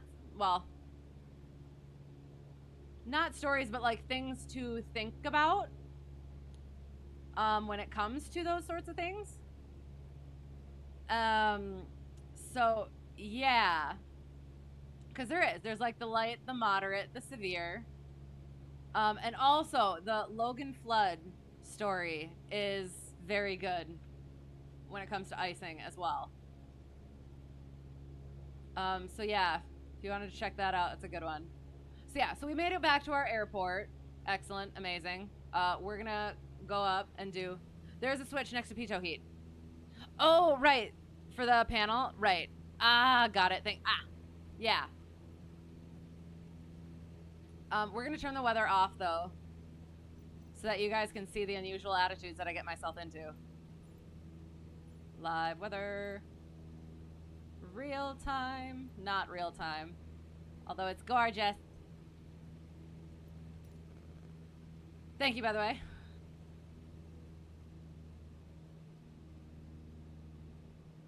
And yeah, and that's the thing though, is I don't fly in those conditions. So I wonder how I would actually react in that situation. So we're gonna try and climb a bit. Checking to make sure all the things are working. Full throttle.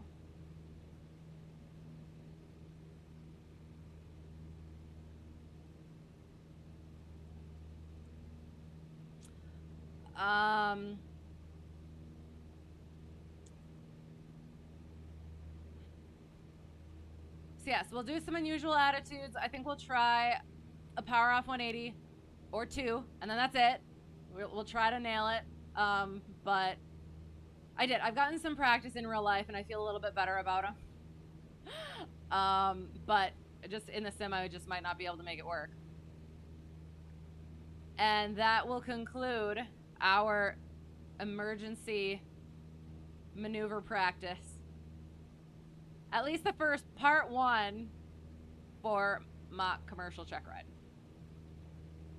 MSFS does icy thing. Right. I would have to put the right conditions in for it. So you would set the temp to 0 and fly into a cloud, fair, and react to it. I will do that next time. Definitely. You were in the sim flying a 206 and you encountered icing and you had to do a forced landing in a field. Ooh, yes, that would be... Did you make it? Was it good? My instrument instructor, the second time that I met him and flew with him, all of a sudden he goes, we were doing instrument flying. So he's like, okay, I'm under the foggles, so I'm just looking at my stuff. And I could probably take carb heat out. And he goes, all right, what would you do if you lost engine power? And at the time, I hadn't been working on the emergency procedures in a while. So I did literally everything except carb heat. So I was like, okay, carb heat. All right, fine. And then all of a sudden he pulls my throttle. He's like, okay, you're in IMC. You have no power. What do you do? So ended up, saw an airport, so started making my way to it with Preflight under the foggles. And ended up getting there, basically, kind of. And we take off again. Oh, and he gave me like a little bit more power at one point. And then like at 800 feet, he gave me my, maybe not even. I can't remember, but like it was very low to the surface. He gave me my visualization. And then as we're flying back to the airport, our airport, his airport, he tells me a story. He actually had that happen. He got carb icing in IMC. He put on the carb heat and something was wrong with the mechanics where it did not work. So they were stuck with it. In IMC, it was blowing snow and like he got to the runway and he still couldn't see anything. And then all of a sudden, just like a little bit of snow just like blew across. He could see the numbers just for a second and he landed it. And then all of a sudden the engine came back for a little bit and he had to shut it down quick. But yeah, that was interesting. It was survivable. Good, excellent. Fuel injectors for the win. Fair, but I'm sure they have their own issues. All right, we'll do some unusual attitudes. I was bringing this back to cruise and then I completely forgot to bring my throttle back. Oops. I was too busy telling my story, sorry. Okay, so we're at like 4,000 feet, so hopefully we don't do anything silly. So I assume unusual attitudes, we bring it down to about maneuvering speedish. So closing the eyes. Oh, and then going like this.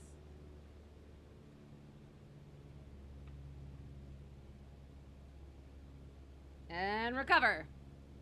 Okay, power out. Ailerons neutral. Bringing it back. Bringing power back in.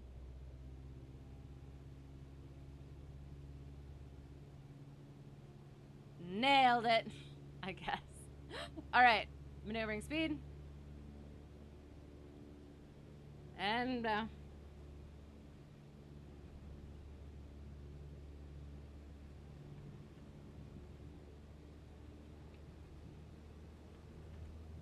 oh God, I was actually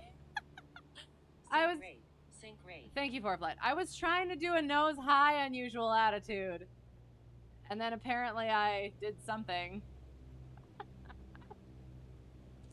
Okay. I will try once again. Oh, okay. And the one thing is, you know what I've been doing? I have been looking at the attitude indicator. You're not supposed to look at the attitude indicator. It's altimeter, it's airspeed. So, we're going to try that again. I'm going to do it right this time. Because As you probably saw there, and I didn't see until the end of it, the attitude indicator goes woo at a certain point. So it is not to be trusted coming out of unusual attitudes. That's pretty. Okay. So I will see now. I'm anticipating a nose high though. If I try to here, I'll.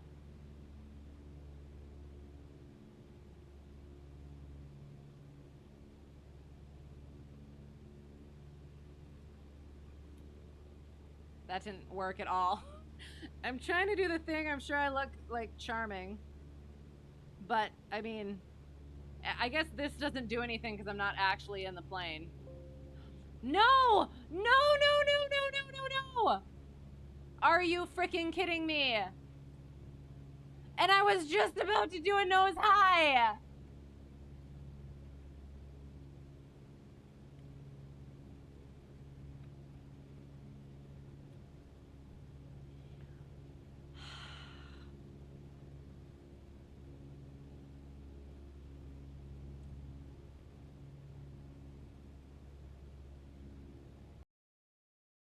For the love. Are you kidding me? And it said overclocking and overheating. I've never had this issue before. So we'll look at I almost don't wanna, but I'll start the sim, we'll go over LittleNavMap. We'll see if we go finish the things. So yeah. I'm sorry. Is it because of my terrible unusual attitudes? Is that what it is? I don't know. All right, so let's look at this noodle. So we took off from there and we did left downwind departure. And at that point is where we cut our engine and we saw this over here. So oops, sorry, hang on. Yes, the indicator starts to tumble. Yes, and oof, I know. I can't even believe. When we have time, we can go into my sim together and take a look at the dump file. Okay, sounds good. I do. It was the only thing that was different. Only thing that was different is that I updated all the things. So maybe I need to go in and unupdate everything. So yeah, so then we were going this way, we were aiming this way, and it looked like we were going to be a little high. So I kind of started turning this way out a little bit to kind of like S-turn it back in. Threw some flaps in, slipped that sucker in. We were still high, still fast, but we made it. And then we landed, we went around, and then we took off. Doing a soft field, stalled it a little bit, and immediately cut engine power. So we had to land on the field again. I actually had to do that once. When I was first starting training, or not when I was first starting training, when I was working my comfort in with solo, with doing solo stuff, I miscalculated, or I did. My crosswind correction was not sufficient, and as I was taking off, I got all messed up, and I had to like re-land. So cut the power, landed back on the runway, nervously taxied back, checked to make sure that the tires were good, the landing gear was good, and this is in real life, and took off and had a good flight, I guess, maybe, I don't remember. And then we did some emergencies, the electrical fire in flight. So yeah, so that was the engine failure, electrical fire in flight, and then I just did a bunch of weird stuff. And then we, around in, I don't remember what we did there, but engine fire at one point. Oh, that's what we did, engine fire. So we did the circle at hopefully the 120 miles per hour or 100 something knots. Oops. Always do according to your POH. 104 knots. And we pretended we extinguished the fire, and we made our way back to land without power. So it was another engine out, and we landed back on the runway. And then we took off again, wiggled our way, got icing, and we immediately turned around and did some stuff, and then we were doing unusual attitudes, and then the thing freaking crashed. You walked me through it. Excellent. Sounds good. I appreciate it.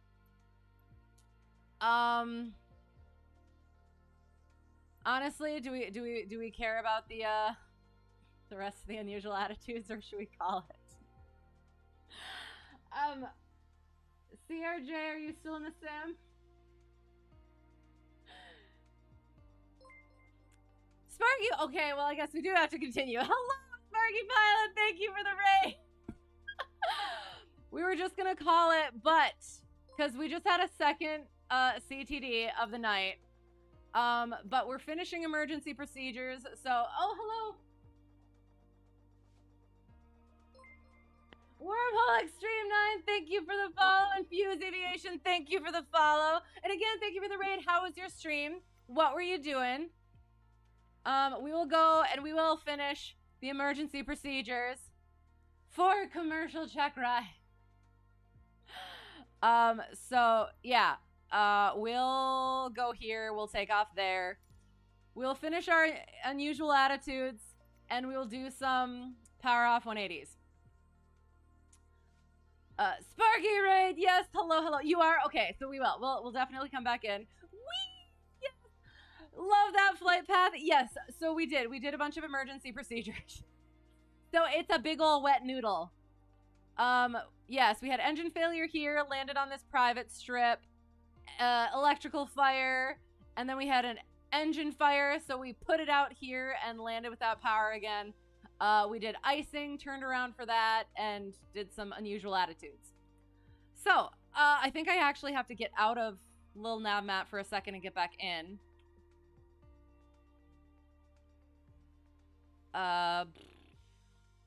There. Okay.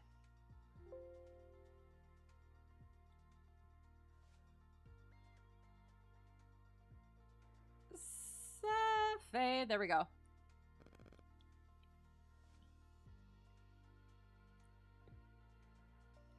Sorry. Okay, and then we'll start. Okay, so we'll get back in. We were just about to do, or at least attempt to do, apparently I'm incapable of doing nose high engine attitudes, unusual attitudes, in the sim. I should just trim the heck out of it. But yeah, and then it freaking crashed again. So we'll right after takeoff, and maybe I'm just overdoing something. I don't know. Aircraft on the loading screen is way too close to the city. Yeah. Oh God, everything is happening. Sorry. Cut that fuel. All right, we'll figure out why do I have all of this? We're just gonna completely undo everything and just start from scratch so I don't mess anything up. Okay.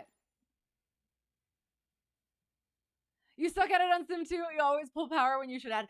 Okay, and that's something too. So specifically with that, stalls. I always panic because I always think my mind immediately goes to spin. So I always pull power on stalls instead of add power. And I know that that's one of my nemesis. So I absolutely understand. Oh God. Yes, that we did the thing.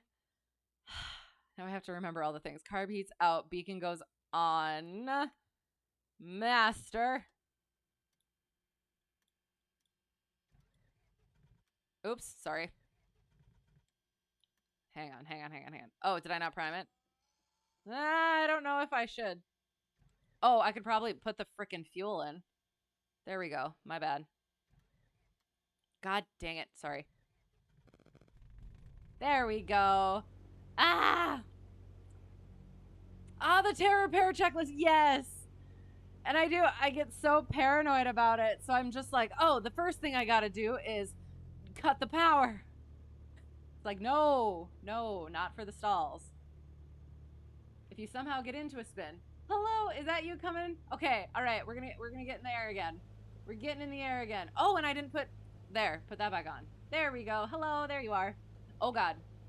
The plane I fly in real life likes grass, so this is okay. Approaching runway 36. Wyndham traffic. It's me again. Entered runway 36. 2,700 feet remaining. Eat a pear. Don't let me eat pears. I hate pears. Yes, that is correct. This is correct. Hang on. Landing light. Okay, and we're good. And we're off. Hey, tower, it's me again. I felt that way for my 10 takeoffs and landings, except it was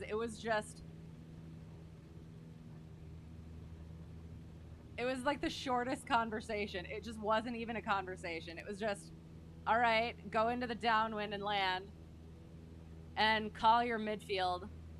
And so I did that, and then he's like, clear to land. Then I landed, and then I went back in the air, and he called me, all right, you're clear to land. All right, clear to land. And then I land, and then I go back, and he calls me in midfield. It was nice. You're number one fan, yes. Hinged snail. Excellent. Okay, so we're gonna try. Are we on proper weather right now? Yes, we are. Okay. So we will attempt to go into our unusual attitude.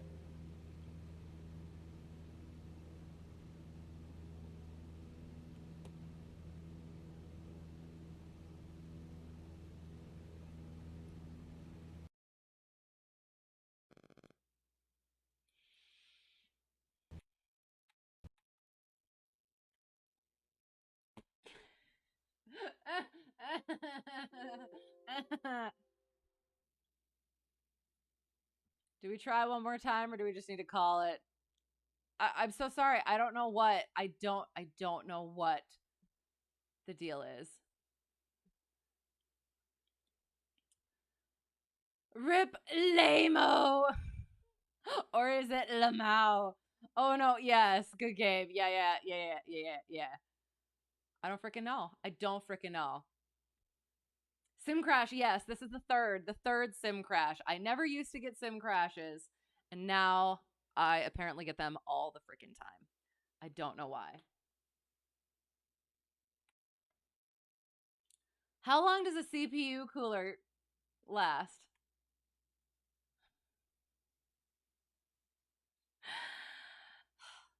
We will try one more time. We'll try one more time. If it does not work, you know what?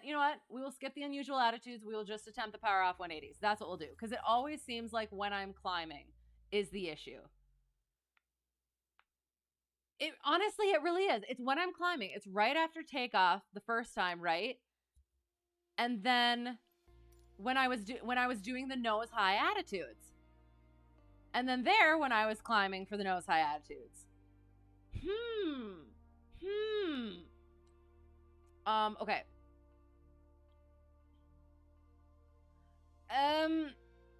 Oh, sorry. Think I might be onto something with that scenery update? Yes. Yeah, that was the only thing that was different. So I don't know what the difference is, or I don't know. Am I using DX12? What is DX12? Hello, by the way, how's it going? Reset transponder. I like that. Nice. CPU cooler lasts a while. Okay, as long as my temps don't get super hot. What's super hot? It's usually operational. Right. Wait. What was that I just closed? The normal, start in safe mode or normal or something. Yeah, safe mode option. I would like to bang my head against something, but the only thing is chicken, and that will not be nice to him, and it's also my mic, so that will not be nice in the mic. Super hot is 90 plus. Right now, it's at 40. It was at 41. I think the highest I've seen it get is 43. But that's Celsius. Look at graphic settings in the main menu to see DX11 or DX12. I will do that once it comes up. Excellent. Okay.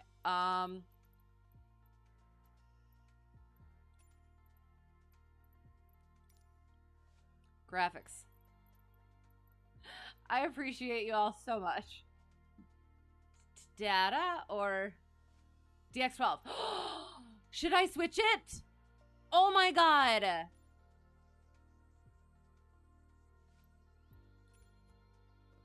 I must restart. So do I need to restart it? I didn't do that. Here, okay. So do I need to restart it? Should I restart it? Did I restart it? I have to restart it? Okay. All right. Do we think that's what it is? Do you think that's what it is? Oh, you're on 12 beta too? Well, again, maybe it's...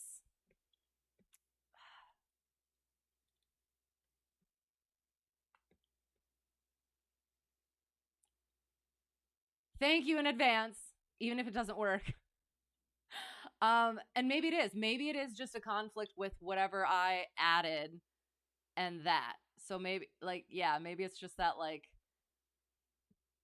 perfect storm of whatever happened. Oh, fingers frickin' crossed. Oh, okay. Getting LittleNavMap up again.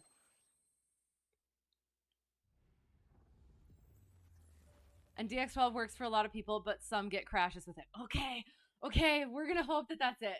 We're gonna hope that that's it. Oh my god. I hope.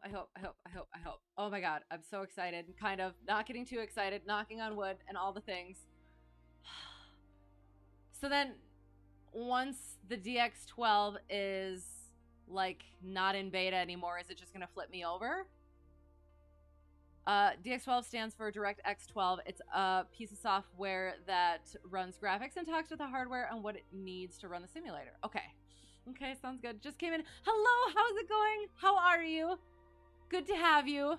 We're trying one more time. We're gonna try and do at least a couple power off 180s. And we're hoping that we solve the problem. What you saw different was your NVIDIA DIS is set to quality, which again, I'll have to try and understand as well. Okay. You two have crashes with the DX12? Okay. DX12 has very high video memory needs, and this can cause crashes. I have a really good setup though. So, but again, maybe it's not enough of a setup. It was a good setup like 2 years ago, I guess, maybe. So Asobo does know of the problem. Okay. You mean DLSS? Right, DLSS. Okay. I don't know what it means, but Kilo. And it still doesn't stick that in the history yet of the ones that we have flown to. All right. We're trying it. Hello, I see you over there.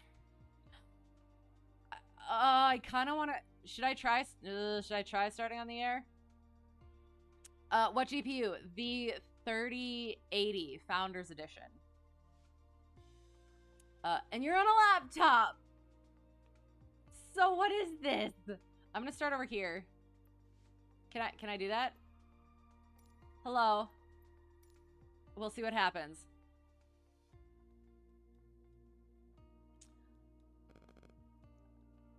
Yes, I am aware of the GPU. At the moment, the fix is roll your graphics driver back to 531.29 if I want DX12. I wouldn't know how to do that, though. LSU's DX11. We're definitely going to do the, yeah, DX11.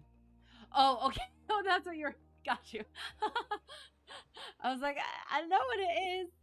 Okay. We will see how to, okay. Ready to fly. Oh, God. Holy frickin'. Sorry. That was frightening. Live weather is okay. There. Okay. And you're somewhere places.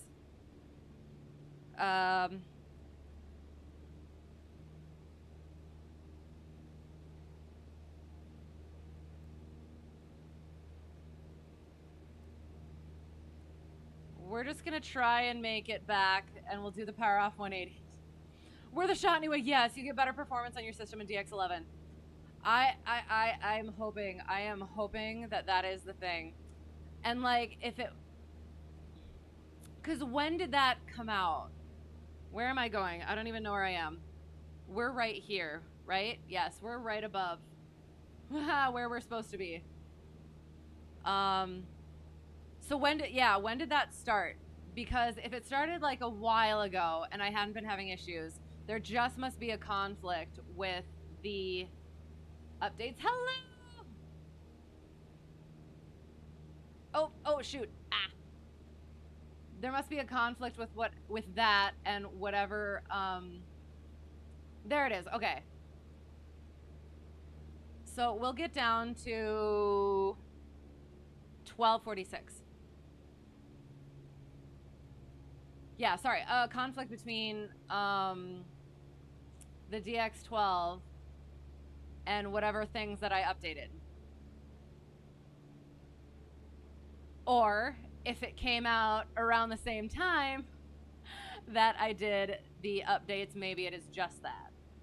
So, thank you. I feel like I'm gonna be optimistic. I'm gonna be optimistic, but we'll see. DX12 is more demanding, but visual is better. Okay. And DX12 came out about a year ago. Okay, so it must have just been conflict there, because I have not had any issues until I updated the things. So we're gonna drop it like it's hot.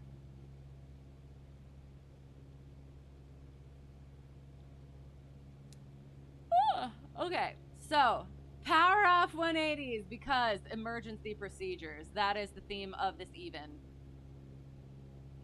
Kind of.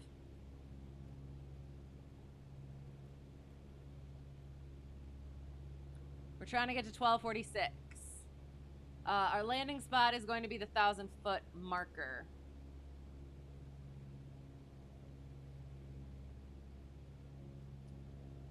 DX11 is default though, so I must have selected DX12 at some point in the past.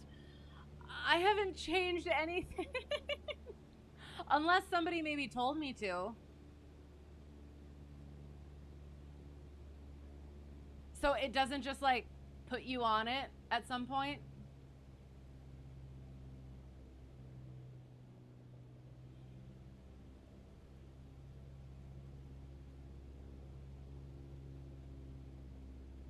No.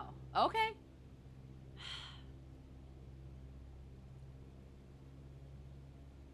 Now that you say that, it kind of does sound familiar, so somebody must have told me to pop it on there. And again, like I said, it's been fine the whole time up until, yeah, up until I updated some stuff. So we're gonna hope that that's what it is.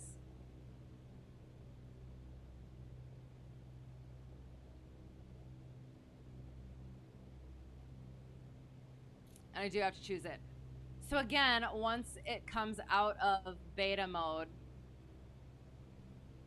am I still going to have to choose it once it's like all those, all the kinks are worked out? God dang it. Frickin' trim wheel. You also don't remember choosing yours. Okay.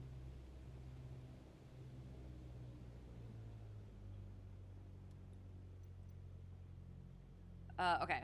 I'm gonna go sterile cockpit for a little bit just so that I can try and actually get this. All right, so power off 180. I beam the landing point. We pulled our power. We do best glide. I probably shouldn't be turning quite yet, but to be quite honest, I'm nervous, so can always slip it. And we have -0. 500. Okay. plus 200. Oh my God, did I switch my frickin', oh my God, altimeter? Oh no. Okay. Well, we'll see what frickin' happens, I guess. Best glide, best frickin' glide. We're gonna frickin' make it. We're making it. We're making it. We're gonna do it. We're gonna do it. Yes. Okay. Okay. All right. All right. All right.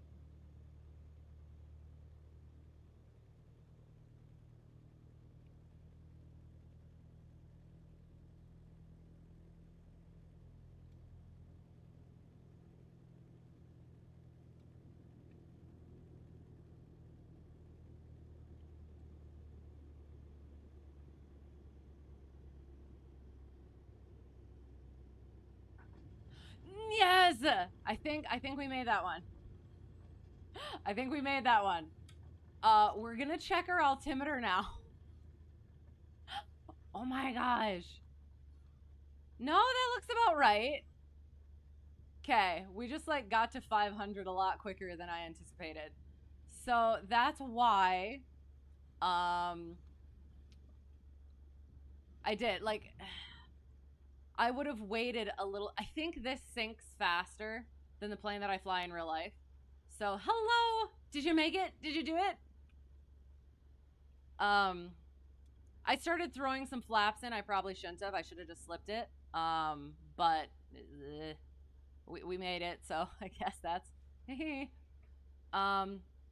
is it my sim lasting longer without crashing than before? I did not get crashes at all before. And then it's starting to get more frequent actually. Cause it started happening just like once right after takeoff. And then I think it started doing like once right after takeoff and then one like as I was coming in for a landing. And then this time it's been 3 times. So probably gonna need 3 to 4 flights to see if the problem is solved. Honestly, again, if we get through a first takeoff without anything happening, we'll see once we what's the thing? Hello. Reset transponder, thank you for the follow. And thank you so much for the help. Again, I'm being very optimistic right now. But I feel we'll see. Knocking on wood, not getting ahead of it. But yeah. Don't pull that nose up. What do you mean? I had to pull the nose up. I had to get down to my spot. To your findings in the last few weeks. You're kind of sure it's gonna be okay now. Okay, sounds good. That oops. Probably should do the things. We're gonna do at least one more to prove it, and then I will have to be finished. We're gonna hope if we can get through this takeoff without the thing crashing. I'm going to be even more optimistic. DX11 or rollback video driver to 531.29er if I want like you using DX12. Okay. I will have to look into that. Sounds good. Gotta go. Sounds good. I hope the crashes are resolved now. Yes, thank you again. I hope so as well. Have a great whatever it's gonna be for you.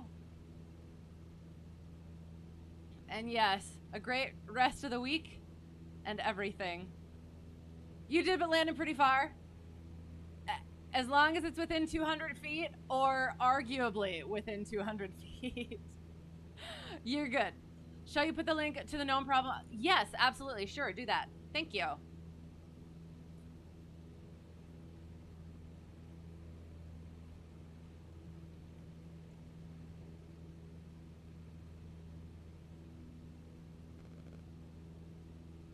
Okay, so I can turn. Oh, okay. Bringing it back.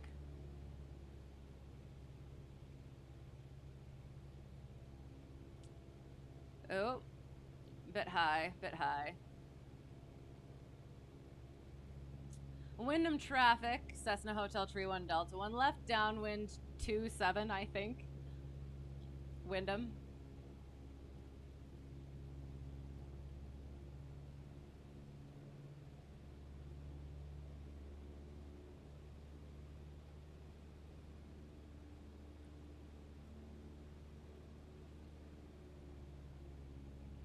There we go. That's what we needed. Carb heat goes out.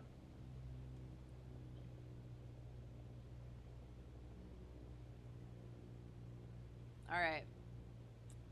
Awesome. Thank you. I'm definitely going to look into that.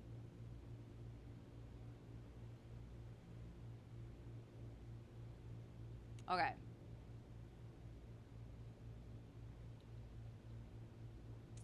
You fell asleep and woke up and I was on. Yes, we had another crash, and so we wanted to make sure that we finished it out strong. So we might have solved the problem, and by we, I mean you guys. Okay, and that was okay. I'm not going to hang on. We are gonna turn, just because that was pretty. I don't know. Now I'm nervous. That was pretty sketchy. It seemed like we were pretty low pretty quick. So we're gonna. Yeah. Oh God. We're gonna turn. Getting nervous, but we got one power off 180 in, and we're hoping to prove it with this one. Oh shoot, I shouldn't have done that. But we're gonna hope for the best, and we're gonna slip it instead.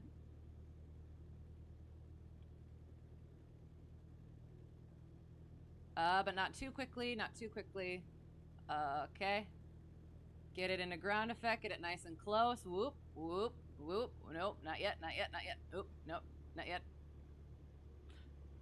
Oh God. Fricker. Gosh darn it, son of a. That was frickin' horrible. Okay. We can do it. Let's do it. We're gonna do it. One more time. We can make it. We can make it. We can't end on that BS. But if I do it again, we're gonna have to end on that BS. I did. I was a little high. I was hesitant about putting flaps in. Should have slipped it a little bit more. I wonder how your CFI would react if you went Metro Traffic Skyhack, Tree 42 Delta, short final, runway, Tree 0 left. I think. So I have 3 embarrassing comm moments. I will go the number 3 embarrassing comm moment. Was probably, I had just started and I was doing pretty okay with the calls, but then all of a sudden on one of the calls I just blanked. And this again, this is very, very early in my training in general. And I keep I'm in the middle of the call, and I freeze with my hand on the button, and I go to everyone. It was untowered, so that's okay. But I go, what was it again? Into the mic. Amazing. Number 2, I definitely used my sim call sign in the air. My instructor looked at me very funny, and now he won't let me live it down. And my number 1 is when I swore. I had a hot mic moment. I was doing towered landings with my CFI at night, and it was gusty, and it was a big airport, and it was nerve-wracking, and god dang it, get down, frickin' trim button, stupid oscillating. Kind of like that, but with spicier words. And yeah, definitely had my finger on the key, and yeah, that was a thing. So it happens. All right, we're gonna try it again. I'm gonna get to that. We're gonna get this proper though. So we're gliding and we're gliding. We're gonna make sure this one actually works this time. So again, it's funny because, sorry, in real life, I apparently tend to come up short, whereas in the sim, I always end up floating.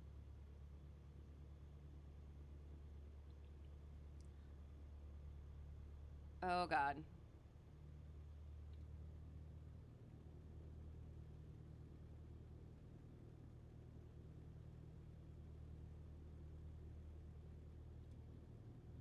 I probably shouldn't have done that. But we're gonna see what happens. Best glide, best frickety glide. Short final runway 27. Oh God.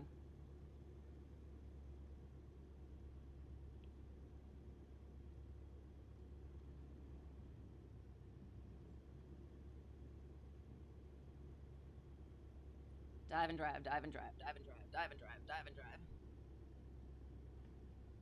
Right? Don't land, just don't land. Just hold it off. Nailed it! We nailed it! Look at us nailing it. No, I'm not gonna say it like that because that's gonna sound terrible. Yes, look at us doing it. Yeah, we did the thing. At least we're gonna say we did the thing because that was as close as it's gonna get for the rest of this evening.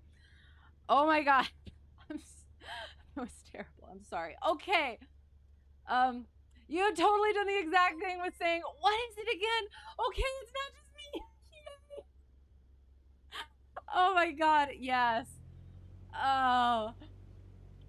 Like it was funny because like at the time it was the most embarrassing thing. And I've definitely done way more embarrassing things. Obviously swearing into it was more embarrassing, but like at the time it was mortifying. But now it's number 3. for calm embarrassments. So it's probably way down the list for just general embarrassments. You almost used them calls that in real life on Saturday. Nice. You got to go fly. How was it? What did you do? Fun. Don't feel bad about the sim call sign. You said UPS 81. UPS 818 holding short runway 30 left. You were flying a 172. That's even better. That's even better than mine. I love it. But no, yeah, for that one, I was with my instructor and like I said it, I was doing my call and I could feel my instructor looking at me funny. And I didn't think about it. I was just focused on my stuff. And then I did it again and he's like, "What call sign are you using?" And I immediately realized what I did. And then, yeah, I never did it again, but then like 6 months later, he brings it up again. Like, how do you remember that? Oh, because it's what freaking embarrassing. Yeah. The CF I gave you was pretty funny. Yes, they're the best. Oh. Oh, and you know the exasperated one? Like, again, for hot mic moment, because I did. It happened, and I realized where my finger was, and I immediately, like a hot stove. And I look at my CF. I'm like, I had my finger on the mic. And he just has that, like, defeated look, you know, that CFIs get. And he keys up and he's like, "We got a nervous student over here." And the tower's so nice about it. Oh, I forgot to do the thing. Like, "Oh, we're really nice. It's okay. Don't worry about it." Yeah, it was still embarrassing. Oh, look at nice parking. That was perfect. Nicely done. Oh, I still got all my lights on and everything.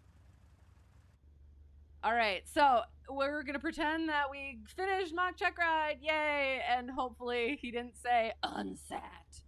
And we just keep flying the airplane all the way to tie down. So we turn everything off.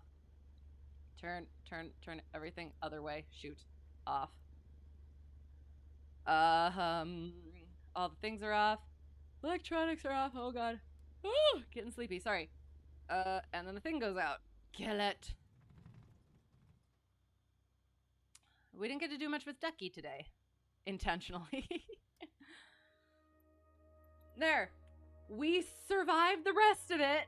So I am going to hope and assume that that was the issue. Again, super appreciative of that little nugget.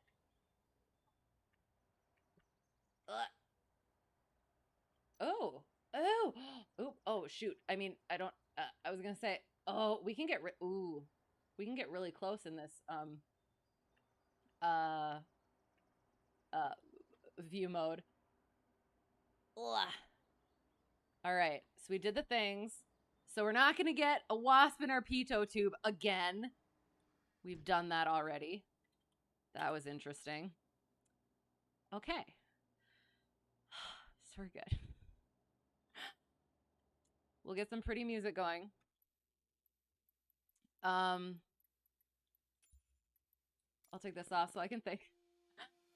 The one you always screw up after the cross country is at your local airport. You use McCare XXX for your call sign, but outside of Bravo Juliet Charlie, you use your tail number.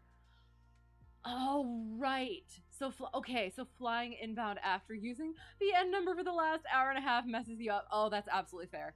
I've never had that issue because, yeah, I don't do flight school. So, interesting.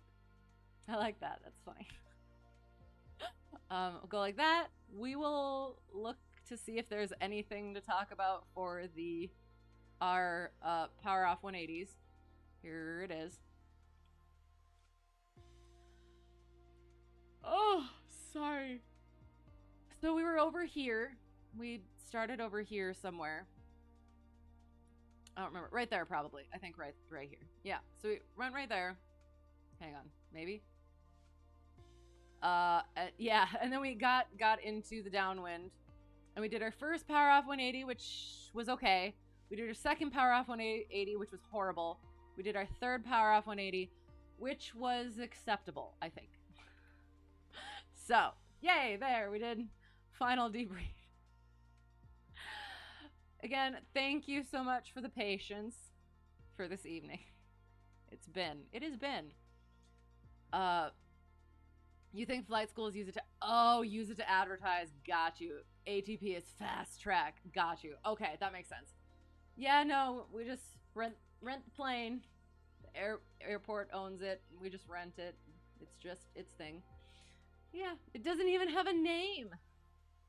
It has a name in my mind. But that is neither here nor there. Okay. So, it is very late. Oh, I'm sorry, I missed a thing. Sir Walleye Guy, thank you for the follow. I appreciate it. Sorry I missed it. I was probably stereo cockpitting or just in general being mushy brain. So I apologize. Thank you. Really appreciate it. And we can look for somebody else to raid. I don't know. Usually there's not a whole lot of people on right now. If you have any suggestions, let me know. Otherwise, I will take a look-see. Oh, sorry. Oh. And we'll go like that. And I gotta go like this. We'll go like that. We'll go like this, go like this. We'll go like this. Okay. All right. Figuring out the things.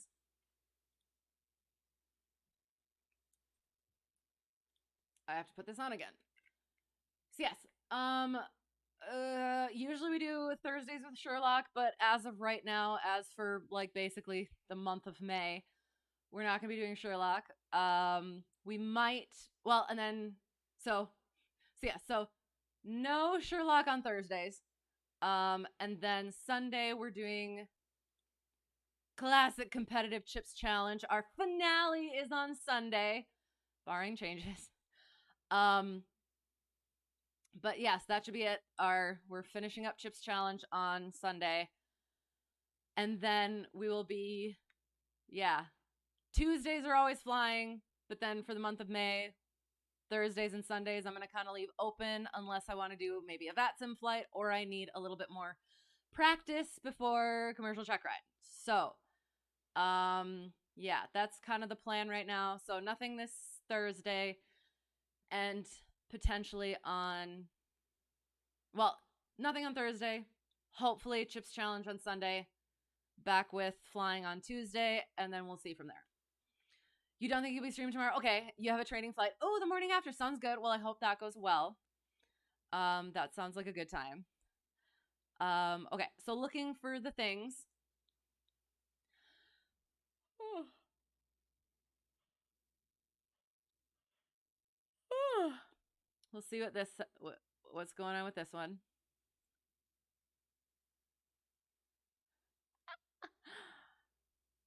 Oh, I want to do this one, but they're not talking.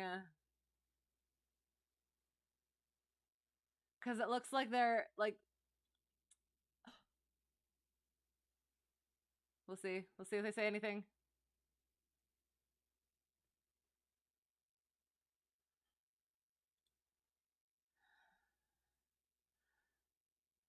Looked like very new to flight sim, and that would be interesting, but they're not chatting.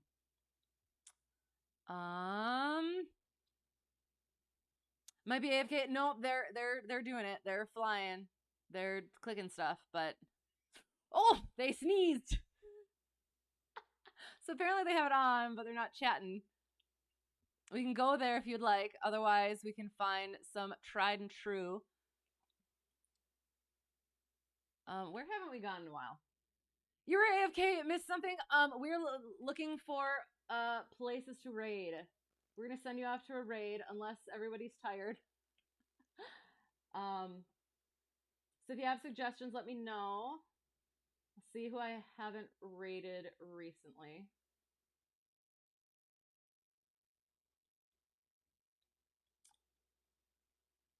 Bye, and thank you for flying along. That was really fun.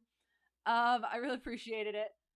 And Sparky, thank you for the raid. Always enjoy seeing you. And thanks for the follows. Really appreciate it. I'm trying to find good. Is this?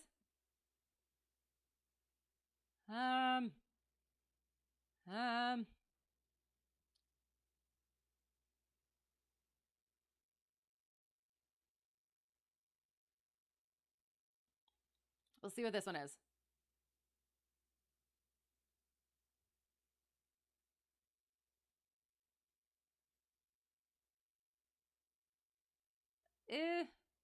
Okay. Hang on. Almost. There's an ad, so we're checking. You're going to bed? Okay, sounds good. Sleep well. Thanks for being here. Good to see you.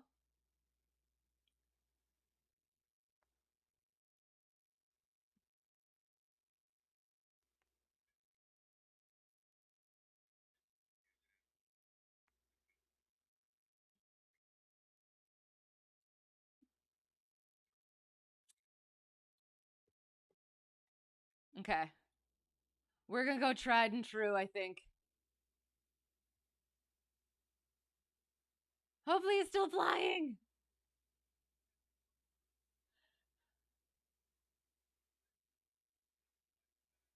I think he's ending too. Gosh darn it. Oh, wait, maybe not.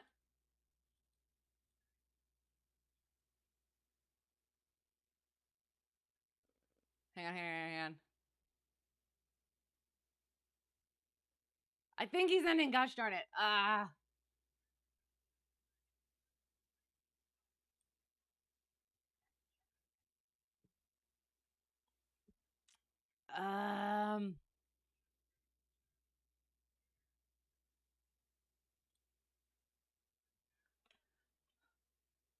Or maybe there. We're just gonna go there. We're just gonna go there and see what happens. And if not, he'll just send the party elsewhere as well. So, okay. Whoever got lost and found their way here or found their way back, thanks for being here. Really appreciate it. Again, thanks for the raid, Sparky. Thanks for the follows. Thanks for flying along. Thanks for the company and the help and the questions helping me do the whole mock Checkride thing. So yeah, did the schedule. So hope